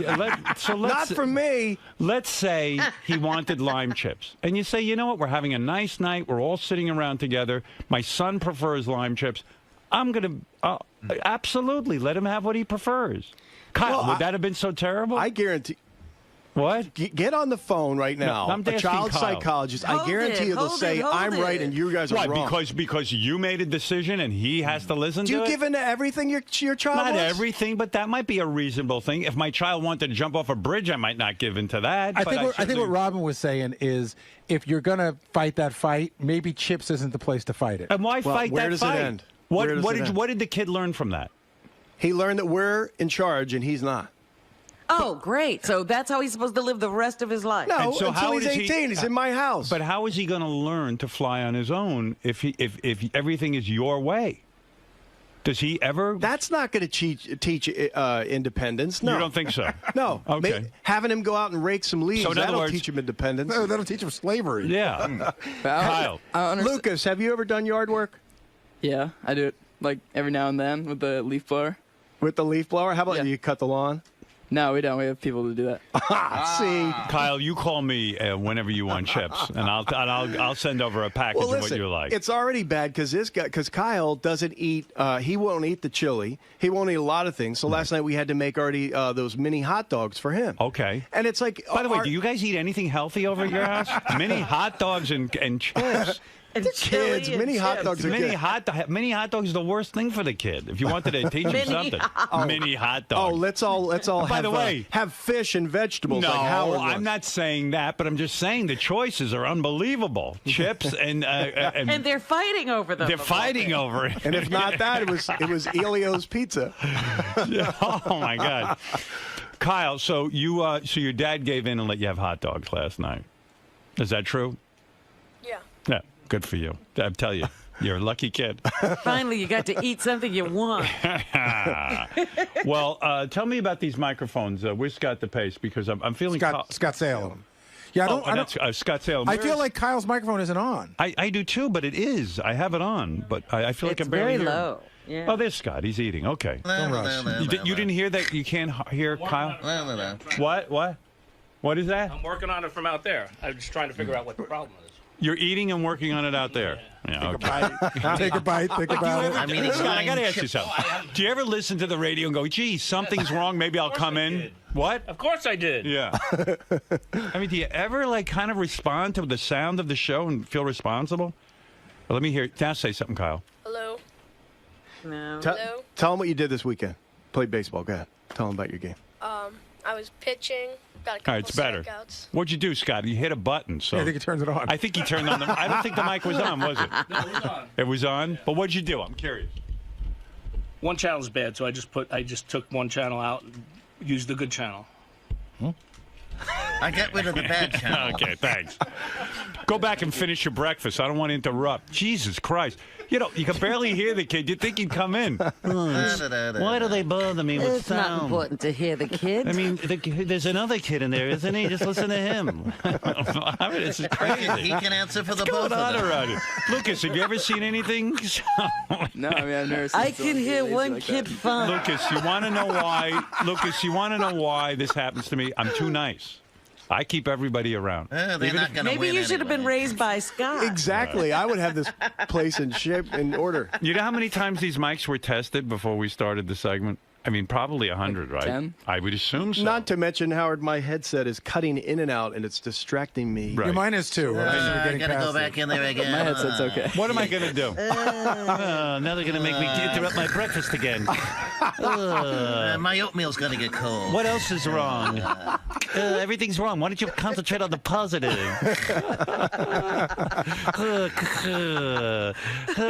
I can't believe they're all complaining. You're just talking to each other. You don't need headphones. It's just a dumb radio show. Miserable and I'm old. Where's the ketchup for my home fries? Why don't you go watch TV with your lime chips? All right. So now it's time to play father and son game, okay? And really, this is all about who knows their kid better. Let's have the intro music. It's time to play Who Knows His Kid Better? With Gary Delabate. Hey, don't talk about this on the air. Cut it out. And Scott DePace. I don't need to be taught anything. And now, here's your host, Howard Stern. Oh, thank you very much, everybody. How are you? And let's go meet our contestants. First, we have the Delabates. Your name is Gary Delabate, I assume? Yes, sir. All right, Gary Delabate is from Connecticut, and he's here with his son, Lucas. Lucas, how are you? I'm very good, thank you. Now, Lucas, I understand that you think your dad is a good dad, right? Yeah, I think he's a very good dad. He's a very good dad. You yourself, you love to go to school, am I correct? No, that's incorrect. That's incorrect. Oh, sorry about that. What grade are you in now, Lucas? 10th grade. You're in 10th grade. How is that? It's really good. Yeah. I'm having a good time. And what are your hobbies? You like to spin records, I understand? Yeah, I do. What does that mean, spin records? I DJ. I'm a disc jockey on the weekends. Right. You enjoy the music the black people make? I mean, if you want to put it that way, yeah, I guess. Absolutely. Actually, it's all white people now. No, what he's it's listening all to. black people and Eminem. No, that's hip hop. What white people? He's listening to EDM, electronic dance music. That's all Are Swedish. you? It's all Swedish people. That's like Geronimo's thing. So you enjoy the music of Swedish people? Yes. So do you do that like scratching stuff, or do you is that? No, not really. Only when I'm doing hip hop DJing, like I guess what Howard would say, black people music. But right. I'm actually. Can you make it? Yeah, go ahead. Yes, you're actually. No, with the EDM, it's more of like a smooth thing. It's not really like hard cuts. So you perform at school and you perform at dances and things? Yeah. Oh, good for you. Can you make any bread doing that? I do. Yeah. As a private DJ, I make a few bucks. No kidding. He did. I roadied for him last year, Howard. He did a gig that was a little under $500 he got for the night. Look at you. At your high school dance? No, it was a private gig. But do you do that at your high school dance or whatever? Not a high school dance, but the high school had like it's called the Cardinal Games, and that's like it's like an Olympics for the school, and I DJ'd that. He works at the teen center every weekend. That's where he spends. Scott likes this. Girls must be into him. Oh yeah. I know. They see me at Arch Street. Gary must be doing all right. His son is right. productive. And Lucas, I heard a rumor a few years ago you were thinking of becoming Jewish, right? You were looking into Judaism as a way of life. Is that true? Yeah, I was. My best friend's mother, she got me like really into Judaism somehow. She was just like, how dare she? No, she's I had a lot of respect for her. That's why I was into it, but not anymore. Did you come close to converting? Do you want to sing Ein Kimolkenu with me? Here we go. No, thank you. I'll No. give you an education. Here we go, everybody. Ein Kimolkenu, Ein Kamoshienu, Ein Kimolkenu, Ein Kamoshienu. What's more fun than that? Do you have any idea what that means? Don't you want to join again? It means I want to go hang myself. Oh. That's what it means. It means I'm not getting girls. It means I'd rather listen to Swedish dance music. Lucas, believe me, that's a tough song to learn, honestly, if you're really going to make the full conversion. But you're out of that phase now, right? Yeah, no, it's just it was a short-term phase. Right. You were raised Catholic, I assume? No, not really, Gary? really he hasn't been really raised anything. Was he baptized or? I don't know. You don't know about your kid? I don't think he was. Scott, this is over Scott, already. was your kid baptized? We should have had that. I know you know that. Yeah, absolutely. See, isn't that nice? Well, Gary, I'm getting nervous about worry. you. We'll see. Lucas, were you okay. baptized? I have no recollection because I would have been like 6 months old. You would have been a baby. No. Lucas and Gary, the game today is how well do fathers and sons know each other to prove once and for all who is the better father. Now, Lucas, do you think you and Gary, your dad, will win? I do. I think we're a good team. All right. Let me say hi to their opponents. This war has been going on forever. I want to say hi to Kyle DePace and Scott DePace. Hey, you two. Does Kyle feel competitive? Kyle, do you feel competitive like your dad, or are you just like, are you turned off? I'm competitive. I wonder why your microphone's not on. I mean, you're speaking fine. Hold on, talk into that You're one. talking to this one. Hello. Yeah, there's something going on. Scott, Oh, I mean, come on, guys. 3 out of 4 ain't bad. I mean, how long is that going to go on? The other microphones work. Can we give Kyle another microphone? They're getting Kyle another microphone. In the meantime, Want us to share this one? Kyle, do you know sign language? Thank you. I mean, I was going out of my mind here. I go, well, maybe Kyle's very soft-spoken, but he seems to be right on the microphone. Holy moly. I mean, what is with my engineer? It's unbelievable. Thank you, Evan. Scott, Evan, why don't you just become the engineer? Why do I have to put up with Scott? Try that one out. How's that, Kyle? Hello. Is that a little better? Hello? That sounds bad. I No. think there's something wrong with the whole It's connection. something wiring-wise. There you go. All right. So it's Mike C. You kill that. We'll just take it into our own hands. Thank you. Kyle, Kyle, you understand I've been at this game way too long. I really have. I can't take it anymore. Do you understand what I'm saying? Have you ever been so frustrated that you couldn't take it anymore? Yeah. You have. Okay, thank you. Did it involve chips? Kyle, what grade are you in? I'm in 7th grade. 7th grade. How's that going? Do you like it? Medium. Medium. It's okay. What is? Can I just say, great student here, top of the class for math, science. He's awesome. And what if he wasn't? Could you still love him? I would still love him. But you'd be less in love. No, but you'd be less proud. I would have to work with him a little more. By the way, Lucas on the honor roll every semester last year. Just saying. Yeah. Okay. Oh boy. All right, Dad. Thank you, Dad. Kyle, what is your favorite subject? Math. Math is your favorite subject. You like to what are they up to there? Algebra? Figures. We're doing shapes right now. Shapes. Let me tell you something. That's very impressive. I myself am still struggling with math. Although I'm the mathematician on the show, I have to figure out the years and things. And I might say that math and science are the most important of the classes. Well, I'll tell you what. I'm not going to argue with you there. Okay. And Scott, what do you do on the show? I've never quite figured it out. Director. Right. Now, do you know your father's a director, Kyle? Has he explained to you what he does? He directs things. Yes, he directs things. Is that what he says? Yeah. Yeah. All right. Well, he yells at people. In other words. These guys don't ask me about what I do. Why? They Why don't- see you on television and they go, "That's the guy you work with." But Kyle, why don't you? They know Gary's Baba Booey, and that's about it. Kyle, why don't you ask your father? Is it just something that irritates him?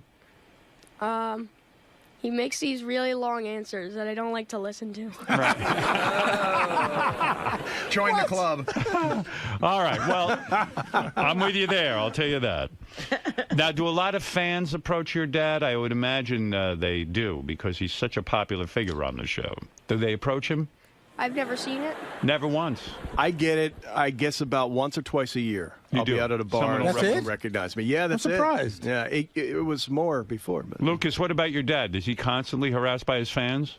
It depends. If we're at like a baseball game, a hockey game, or football or something like that, it's like everywhere you turn, there's like some guy who's like Fafa Fooey. Yeah, Baba Booey, Fafa Fooey, Fafa Fohai, any of these names. They all work. He's a man of many names. When you were a kid growing up and people would yell out Fafa Fuhai, Baba Boohai, did it confuse you as a kid? You're like, that's my dad. What do they mean, Baba Booey?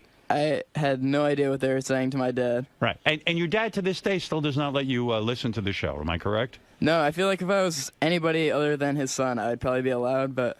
He's right. Yeah. Well, that's true in a way. Why don't you let him exactly? What's your Because feeling? it's not about the content of the show. It's like there's things about me he doesn't need to know. Right. I'm very honest on the show, and I don't need, the stuff we talk about, I don't really care. We're pretty lenient when it comes to that sort of thing. I mean, we let him play Grand Theft Auto 5 all day long. Yeah, that's a very violent game, isn't it? Crazy. Yeah. Lucas, have you ever called him Baba Booey? Yeah, once or twice when I was younger. So you'd call me in the kitchen, you'd be like, Fafa Fooey, come here. I'm just kidding. I don't know. You never did, right? You always call him Dad or something. Yes. Or Dad Dewey. That could work. That could work. That could work too. So so when the fans would come up to your dad and stuff, it probably was impressive to you, right? He's a bit of a celebrity. It was exciting. Yeah, sure. I think some of them were a little scary at times, huh? They creep me out. Right. So you never went on the internet or looked up the show and kind of went behind his back to hear what was going on? No, I did. I found out some stuff I probably didn't want to find out. Right. It could be painful, right? What is the worst thing you found out about the show when you went on and secretly? I'm not going to say. You keep that to yourself? Was it your dad's foot fungus? No, trust me. I already knew about that. Trust me. What is well aware of that when we go to the pool. But. Yeah, right. Do you try to cover up your dad's feet so the other kids won't see? No. I mean, it's not embarrassing. I mean, it's something you can't really help. Right. I'm in the process now. I'm on. I swear to God, I think this is the 7th medication I've tried in 10 years. Wow. I'm trying. The laser, I thought it helped. It didn't. Lasered it 3 times. This is a strong You are fungus. a medical miracle. I mean, there is no way that that fungus was going away. It will stand up to any medication known to man. I don't even want to tell you. Is this a special fungus? It should be named for Gary, the Baba Booey fungus. I can't even tell you that when I went to CVS and they couldn't find my coverage. Do you know how much this medication cost? It was $1,100. Oh my God! What? But then my insurance covered it. Yeah, but it still doesn't work. Well, I don't know. I'm in the middle of it. I see. Yeah, Lucas you just started this one. So you're not ashamed of your father's feet with his toe fungus? No, but actually I came up with a good name. It should be called Fafa Fungus. There you go. All right, now it's time to find out who is the father-son team that know each other best. And I got news for you. And Kyle, by the way, I want to compliment you on your hair. Do you ever worry in the middle of the night that your dad's going to steal your hair and put it on his own head?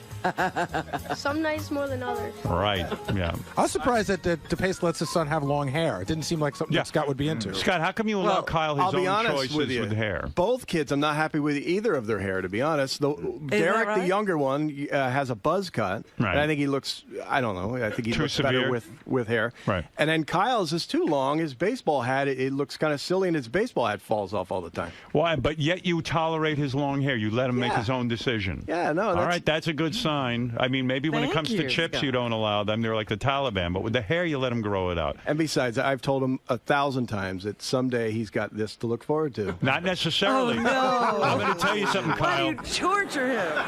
My dad is as bald as your dad, and I've got a full head of hair. And does your grandfather on your mom's side have hair? Does he have a full head of hair? Do you know that? What did you say?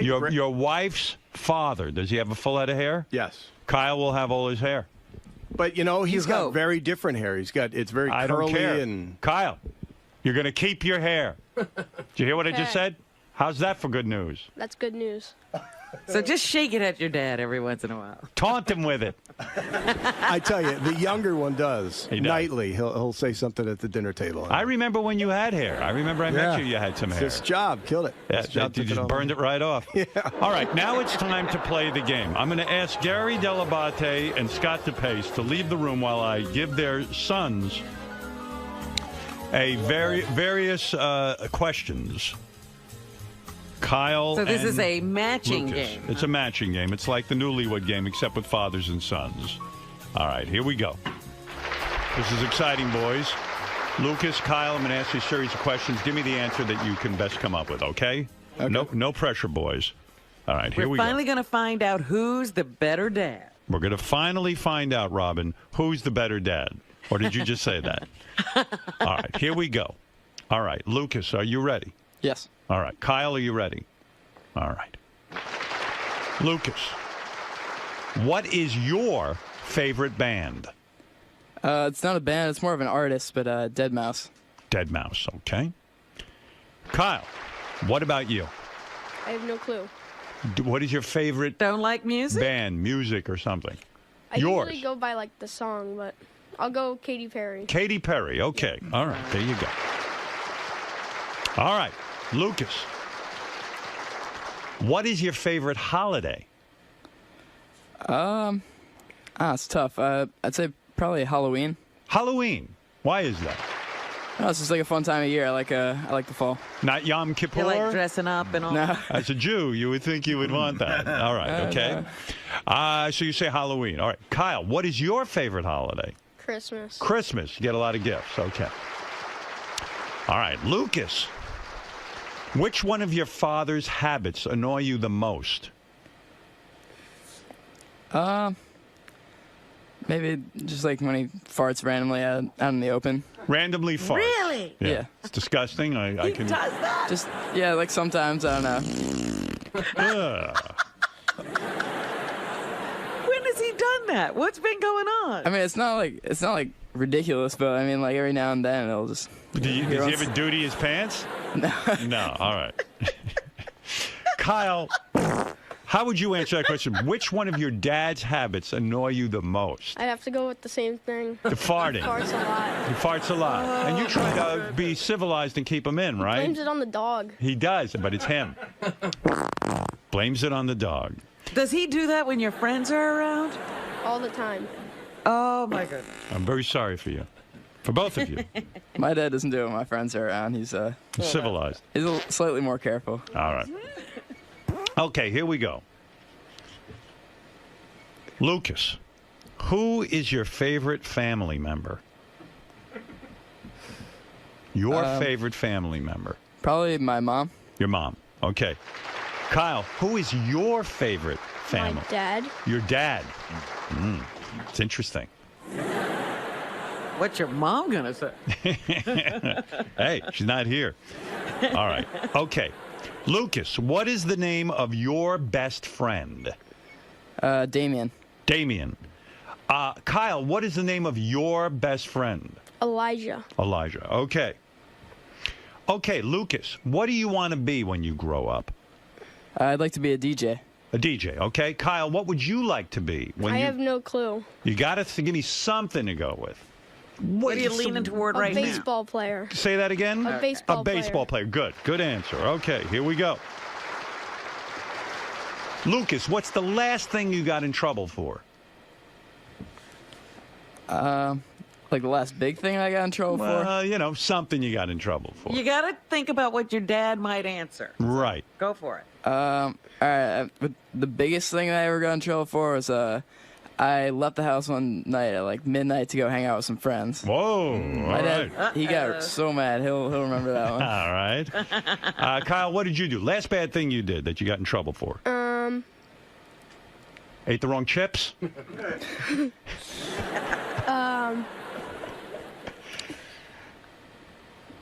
I don't know. I am.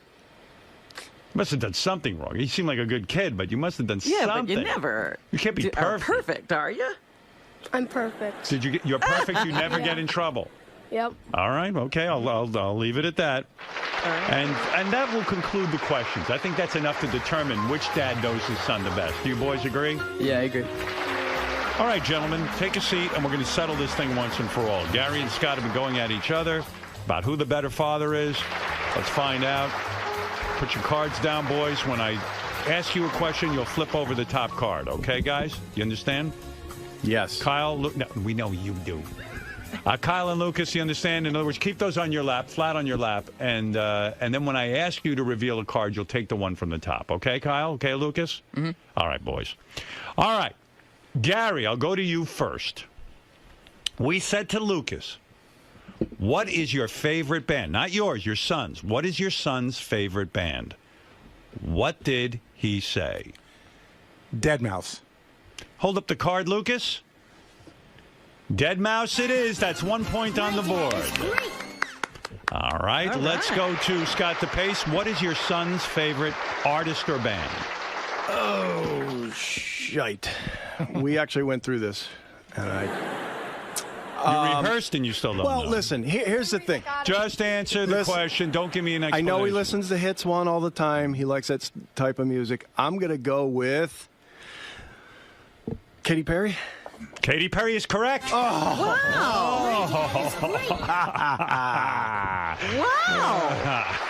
You pulled that out of your butt. Yeah. And I think she might be here today. No.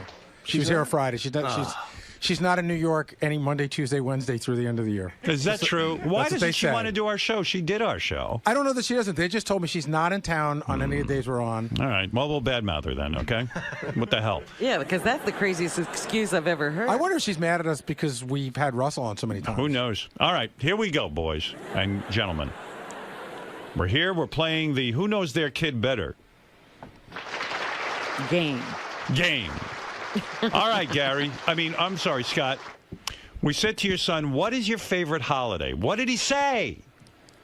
Well, holiday, it's got to be Christmas. Hold up that card. Christmas it is! That is great. You got 2 points to Gary and Lucas's one. Let's see if we'll tie it up. Lucas and Gary. Gary, we said to your son, what is your son's favorite holiday? I would have to think it's Christmas. Hold up that card. Halloween. Wow. What happened, Gary? I don't know. You don't know? I don't know that he's that into Halloween. He said it's his favorite. He said he likes it. Okay. Gary, do you know what he's going to be this Halloween? I don't think. Oh yeah, I do know what he's I going don't to be. dress up anymore. But I know what he wants to be. He wants to be Deadmau5. He wants to get a Deadmau5 head to DJ. Well, it's actually we're doing a Halloween dance at the teen center, so I thought it'd be funny if I made a Deadmau5 head. All right. Well, the DePaces are ahead 2-1. All right, come on, Gary. Here we go. We said to Lucas Delabate, which one of your dad's habits annoy you the most? So, which one of your habits annoys your son the most? This is a little bit tougher. What is it that you do that annoys Lucas so much? What do I do? There's so many choices. Talk over him, talk too much, or talk over him? Occasionally you talk too much. You talk over him. Lucas said just when you fart. around random farting in public. Oh my God, Daddy people stinks. don't even make me go there. What do you mean? Do you do that or not? I mean, probably sometimes that happens. So why? Everybody does that. Yeah, everybody does that. All right, let's go to Kyle. Sorry, let's go to Kyle and Scott DePace feeling very confident right now. I'm not. I mean, I've got some bad habits. I've smoked the cigars, but I'm going to go with asking them. I'm not going to say making them watch a movie. Making them watch a movie, just the opposite. It was the exact same thing Lucas said. You just fart a lot. Now? Yeah, you just fart, and it's disgusting. Poor kid. Says you blame it on the dog. Yeah. These guys, they burp at the dinner table all the time. Yeah, You tell them. but you fart and blame it on the dog. I don't. Actually, the other day that did happen. I swear to God, Cookie came up in my lap and she farted. And was it you or Derek? Blame me, and I said, no, that was Cookie. All right, here we go. All right, we're trying to find out which father-son team know each other the best so we can end this argument once and for all. So far, Scott's ahead. Scott and Kyle are ahead 2-1. Yeah, let's go, Bowie. Don't ruin the segment. How many questions are there in total? Just keep going. Don't worry about how many questions there are. Yeah, they'll keep just going start until you answering win. correctly. No. We have a finite number of questions, I assure you. All right. We said to Lucas Della... Oh, let's see. Let's go with Scott first this time. Okay, Yeah. Scott. We said to Kyle DePace, how many hours did you spend with your... Oh, no. That's the wrong one. I'm sorry. We did not ask that of him. All right. We said, who is your favorite family member? Who is your favorite family member? What Kyle said? Yes. Who is your son's favorite family member? Kyle's favorite family member. They're all... No, you can't answer that question. He answered it. Who You is... got to answer now. What did he say? I mean, you can't ask that question. We did. What do you mean we can't ask it? Why not? Well, that's like me saying which son I like better. Or which one do you? We didn't ask you. We didn't ask you that. We said to All right, Kyle, guys. who is your favorite family member? What did he say? Well, it's got to be me, but... What do you mean it's got to be you? But I think he probably would say his mom. Oh, man. I don't know. Come on, give me an answer. This is killing him, Howard. You don't know your son, obviously. I'm going to say his mom. Well, you'd be wrong. It's his dad. Oh. He chose you. He's mad. He's mad at him. He said you're his favorite, and yet the competition. That's a dumb question. What do you mean? Just be quiet. All right, let's go on. We said to Lucas Delabate, Gary, who is your favorite family member? Who did he say? I know he loves me, but I think he'd have to go with Mom. All right, let's take a look. It's Mom. Dad, I do love you. All right, so it's 2-2. Well, at least that ties the score. All right, Gary, here we go. Question for you. We said to Lucas Delabate, what is the first name of his best friend? What is the first name of your son's best friend? And do you know that? I do. He's got a lot of best friends. But he's bestie. I'm going to go with Damien. Hold up that sign, and we see Damien. My dad is great. All right, let's go to Scott DePace. Elijah. Let's hold up that sign. It's Elijah. Oh, boy. We've It's got a 3-3. tie. It's still tied. Wow. You didn't think I'd get 3 right, did I you? didn't think you'd get that one right. I'll be honest with you. I didn't either. Yeah, that was impressive. All right, Scott DePace, we said to Kyle, what do you want to be when you grow up? What did he say? God, I don't think he knows. A baseball player. Let's go with that. All right, let's hold up that sign. It says baseball player. My dad is great. Wow. Yes. Maybe you are a good dad. I'm a great dad. He's going to pitch for Take the it Phillies. easy. Take it easy. He's got a lot of heartbreak. All right, we said to Lucas, Gary, what do you want to be when you grow up? Well, And we said it just that way. What do you want to be when you grow up? Hey, we've talked about this a lot. He says he wants to DJ or be a music manager. DJ or work in the music business. Which one is it? We said both. Which one is it? Well, he said he wants to DJ, but if that doesn't work, he wants to be a music manager. Which one is it? Music manager or DJ? I'll go with DJ. Hold up that sign. It's Good job. DJ. DJ. Wow. It's great. Boy, these guys are pretty good. I got to hand it to both of you. You know your children. I just want to say my answers are more elaborate. Just want to say, No, you were trying to give 2 answers. You can only give but one. I mean, this is the conversations we You have. attempted to cheat. I did not. Yes, you did. Howard, how would you do at this game? Do you know your daughters? I think I know them pretty well. But don't forget, my daughters are older now. They don't, live in the house or anything. He's not living with Right. them anymore. That's right. But I mean, I spent my daughter just got back from living in Vietnam for a year, and actually a year and a half. And Did you visit her? No, I don't go to no Vietnam. Bad dad. He visited her like Sal's bedroom. Yeah, but we spent a lot of time and catching up on what she's been doing so that I would know her. I remember you and I have had a lot of conversations where you describe, where you can only spend so many hours with the kids and stuff, and you would Sure. want to, There are times you have to be adult, and there are times you can be with a kid, and that's the way it works. Absolutely. Yeah, I admit. All right. You admit what? My wife has the patience. She can stay 6-7 hours at a time with them. Because she's a woman. Yeah, it's supposed to be that way. I can't play Monopoly. I can't play Monopoly more than a half hour. I played Monopoly for more than a half hour. See, this is why we thought Gary would do better. He can play Monopoly. Right. Well, it's not that I'm doing poorly. It's just he's doing better than we thought. Yeah, he is shocking us. It's a tie game. We only have one question left. This could end in a tie, or this could be the tiebreaker. Here we go. Okay, what's the question? Who went first the last time? I think we did. I think Gary did. No, I think you Yeah, Gary. actually, Scott did.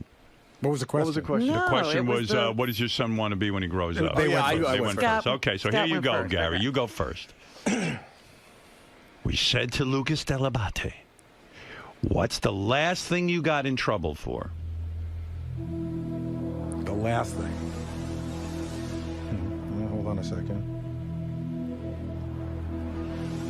By the way, after the show, we're going to all play Monopoly together, see how long Scott DePace lasts. He doesn't get in trouble a lot. He's a good kid. Both boys, good kids. We know that. But once in a But while. he does get into trouble sometimes. What did he do? I'm having trouble with this one. He came up with an answer. Gary, we're almost out of time. I hate to see you lose on a default. Okay, the last thing I believe I have the right answer. He might have the right answer. Be quiet, I mean, Scott. you know what Lucas was in trouble for? You can't answer That would this be question. impressive. Then you win. If you're a better dad to Lucas than Gary is, then I'll say. He might win because going out after he came home when he shouldn't have. All right, going out after he came home and should Lucas, hold that sign. It is left the house at midnight to hang out with friends. Okay. I'm going to give you a yes on that. All right. All right, last question. Pulled it out. I was bluffing. I don't actually know the answer to this one. What is the last thing that Kyle DePace got in trouble for? I swear my son is such a good kid. I don't think he's been in trouble once. But if he it had to means come up with an something answer. that I had to sort of yell at him at, I guess it would be hurting his brother, like some sort of a fight or whatever. Hurting his brother in a fight. Let's hold up that sign, Kyle. You were never in trouble. Nothing. He Nothing. said He he couldn't was come up with an answer. Wait, you could tell me. Oh, that's cheap. I knew. See, it was I knew nothing. it. This is totally unresolved. I won on a technicality. It's completely unresolved. Most What shows, an awful game. Most shows, the host would say, "No, you have to give us an answer." That's right. That's what I said. We tried. And your answer would have been, he's never been in trouble. That's my answer. But I didn't know that was an option. Why? I You didn't either. ask. This game. I got to say, both dads did equally well. I must say. But one won. Yes, One dad won. You won, but, I'll have to go with Scott on this. And It not was- by much. It was sort of a weird last question in terms of you did say my son never gets in trouble, so I am impressed, I have to say. Thank you. I only got Gary, one you wrong out won. of 7. That's right. So except for knowing that his favorite holiday is Halloween, I'm pretty stellar. You were pretty great. I got to say both dads were pretty great. Thank you. Gary, you were a Yeah, little we're better. impressed, Scott. Let us say we're Yeah, impressed. We See, never dreamed I'm you the could be loser that here decent because to dad. he's just way better than we thought. Right, And right. listen, let's be honest. I knew he liked me better. I just was being humble. I couldn't do that to my wife. Oh, take You it did easy. say that. You did say that. Of course, it's me. He did say that, but all right, look. He answered his mother. Because you guys were so close, Scott, I'm not even going to make you read this statement. Okay. I mean, really, you should. where you say Gary is the best father I'll on the say planet. this. I am equally as good of a parent as Gary is. Well, like our IQ test, I was 1 point better, and you were 1 point better than me in IQ. So technically, while it's very close, I was 1 point better. Right. So you are the better Because father. he will always point out that on our IQ test, he was 1 point better. You did 1 point better in this ridiculous concept. That's correct. I won this particular game. Yeah. All right, you won this game. All right. Well, there it is. Can you imagine this goes on at work all day, guys? Lucas and Kyle, do you guys want to argue about something? Because your dads just argue with each other all the time. No, I think we're cool. Does this seem kind of juvenile to both of you guys? It does. I think we're the more mature ones here. Well, somehow I don't think this is going to stop the argument, but let me just say to Lucas and Kyle, because of this incredible game, you have each won $250. $250. Kyle, what will you do with the money? I want to buy something with it. Yeah, don't let your dad give you that BS about putting it in the bank. Goes in the bank. Bank? No, I'm kidding. What are you going to get? You know what? He loves you so much, he's going to buy you a toupee, I think. Is that what you're going to do? A fake hair piece? You tell him. You came up with something.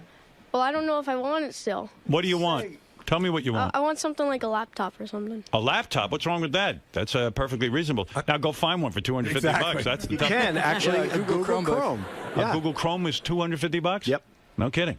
And it's what all of at school they have them, so it'll work perfectly. Yeah. They give them to the kids to take home from school now. They're really good. Oh, wonderful. Boy, maybe I'd have fun at school now. I wouldn't mind my own laptop. It's not like one of those Macs that cost you like thousands of dollars. Right. It's horrible things. Why is that bad? I'm an anti-Apple person. Are you? Yeah. Why? You don't have an iPhone? I don't. Listen, when something breaks on my computer, I know I can look it up and I can fix it. I don't have to go to a store and go to a guy and go, "Here, genius, can you fix it for me?" If my battery happens to need to be replaced, I can just buy a new battery. I don't need to go to some guy and he needs to ship it out for 2 weeks. I don't need to go buy a new product every. What? Yeah, Apple.